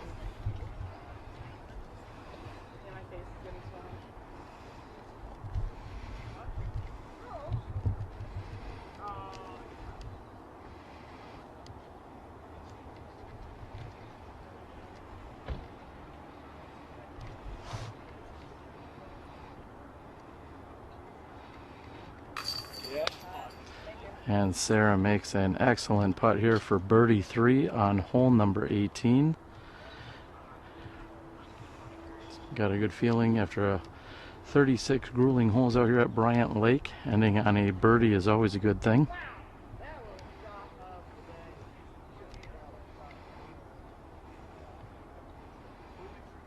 Samara has an opportunity here for birdie 3.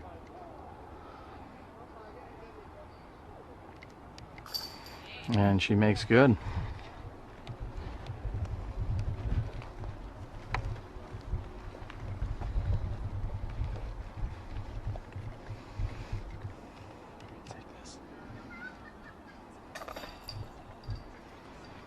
And Vanessa taps in. We're going to go ahead and watch them add up their scorecards here, which should hopefully just take a moment, and then we're going to grab them and do an interview.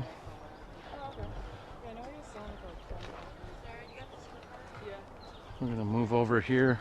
If you want to just hang with us for just a moment, we're going to watch them add up their scorecards, and then we will see what we can do to have a quick conversation with them. Stay tuned. You're watching SmashBoxxTV, presented by Legacy Discs.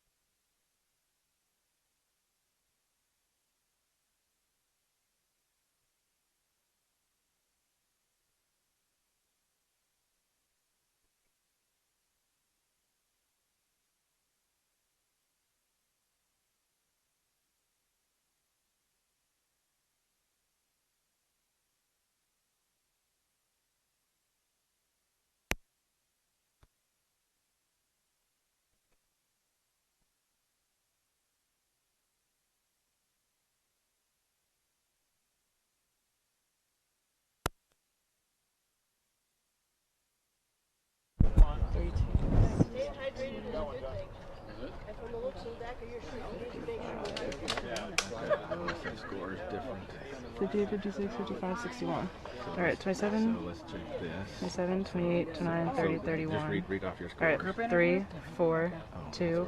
On the first hole. Okay, then let's go down here to Megan. To 62. Samara. Read off the score. Samara. 4, 5, 4. You still going? 4, 5, 4, 2. Samara, I've got a 3, 5. That's the difference. Okay. Hole 1? Yeah. Yeah, I got a 4 on hole 1. Let me check these. 27, 28, 29, 30, 31, 32, 31. 27, 28, 29, 28, 27. 58, 27, 28, 29, 30, 31. 29, 27.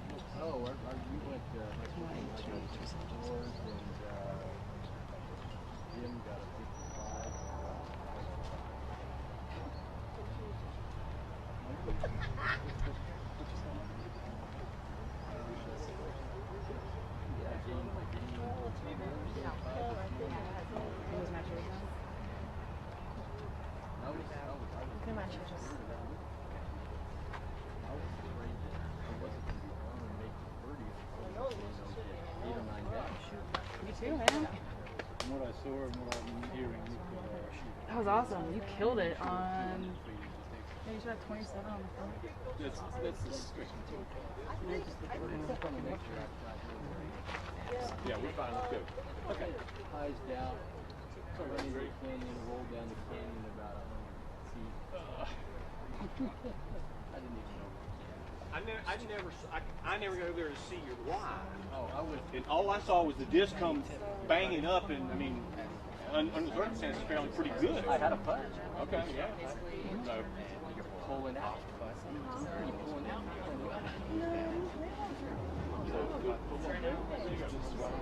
Strength, your grip. What are you?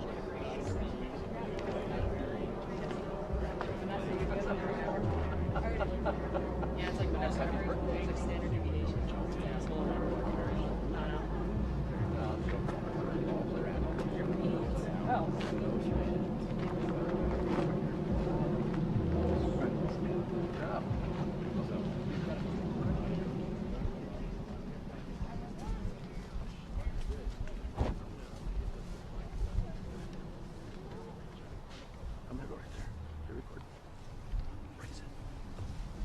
All right, we're gonna bring. What's that? I said I'm like so awkward on camera. Don't. Is Samara? She was around. She was around. Yeah. All right, I gotta stand on this side. This is my good ear, so then I can hear everyone. Okay. If you don't mind. All right, I think we're all ready. We are here with our leader card that you guys just got done watching, and I just want to check in with everyone. And what do you guys think of the round? Much better than the first round. Much better than the first round. Again, loud and clear so everyone at home can hear you. Much better than the first round. You were good. I was saying moving forward. Hopefully, we weren't too much of a distraction here. Did you guys feel like you were comfortable? Was it good that you were playing the second course or playing the course for the second time today? Was that at all a help to you guys? Absolutely. Yeah. All right. I think just seeing the course in general, just making sure you made those up shots and putts that you didn't make on the first round, at least for me, helped out. I would say that with each and every one of you, it seemed like you got on your little pockets, your little streaks, and I know that's why you play all 18 holes, but you got on your little pockets or streaks and kind of excelled for a few holes and then maybe laid low, but then excelled a couple of holes later. We saw some great putts. We saw great drives. What would you say stood out for you the most while you were out there, Sarah? I definitely took more birdies than I did last round, and I don't remember what hole it is, but it's like a little flick shot downhill to the right. I actually went OB on that first round, and I just made sure I kept it in the fairway and actually birdied it this round, so that was good for me. And what was your final score for everyone that was? 55, 2 strokes better than I shot last round. There you go. And Megan, you said that you improved greatly from last round. Talk a little bit about it. Yeah, I certainly made a lot more birdies, and I think I shot 5 strokes better. Same hole she did. I remember missing my putt because I was right by the tree, so I was out in the open, so I hit it this time. So. All right. One of the things that I saw amongst you guys was everyone seemed to be having a pretty good time. We were backed up on hole number 17, which is already a really challenging hole. And then you guys came out and you all looked like you threw pretty good tee shots and got up and down from there. Let's talk a little bit about it. Vanessa, you were making some solid putts left and right. Is there anything that stood out for you out there? Not so much. Now that I think back at it, it's kind of a blur, but I had a lot of fun. It's my birthday today. What? Now you tell us. Yeah. Well, happy birthday. And it was a little nerve-wracking having the cameras around, because I know like everyone can see how bad I am or whatever. Or how good you are. Come on now. Maybe a little bit. Not so much today, but yeah, it was fun. I enjoyed it. All right. Well, awesome. Well, happy birthday to you. And that was pretty cool that we were able to watch you play golf here on your birthday. Samara, talk a little bit about your round out there. Do I have to? I struggled. This course ate me alive today, both rounds. So hopefully Kaposia is a little bit nicer to me. So Kaposia is a very fun course. There's lots of different shots out there. You talked that you're not necessarily used to playing in elevation. Absolutely. And so you're going to get more elevation tomorrow. Do you enjoy it? Oh yeah, it makes for some great shots. Awesome. I mean, it's a fun course to play. I just didn't feel like you executed. It played me. I didn't play it. There you go. There you go. Well, we had literally hundreds of viewers out there watching today. Everyone was enjoying the show and coming in and out, and it was awesome. And then this is already instantly archived so that people can go out there and watch it more. Any parting shots, any sponsors, or anything anyone you'd like to say out there, Sarah?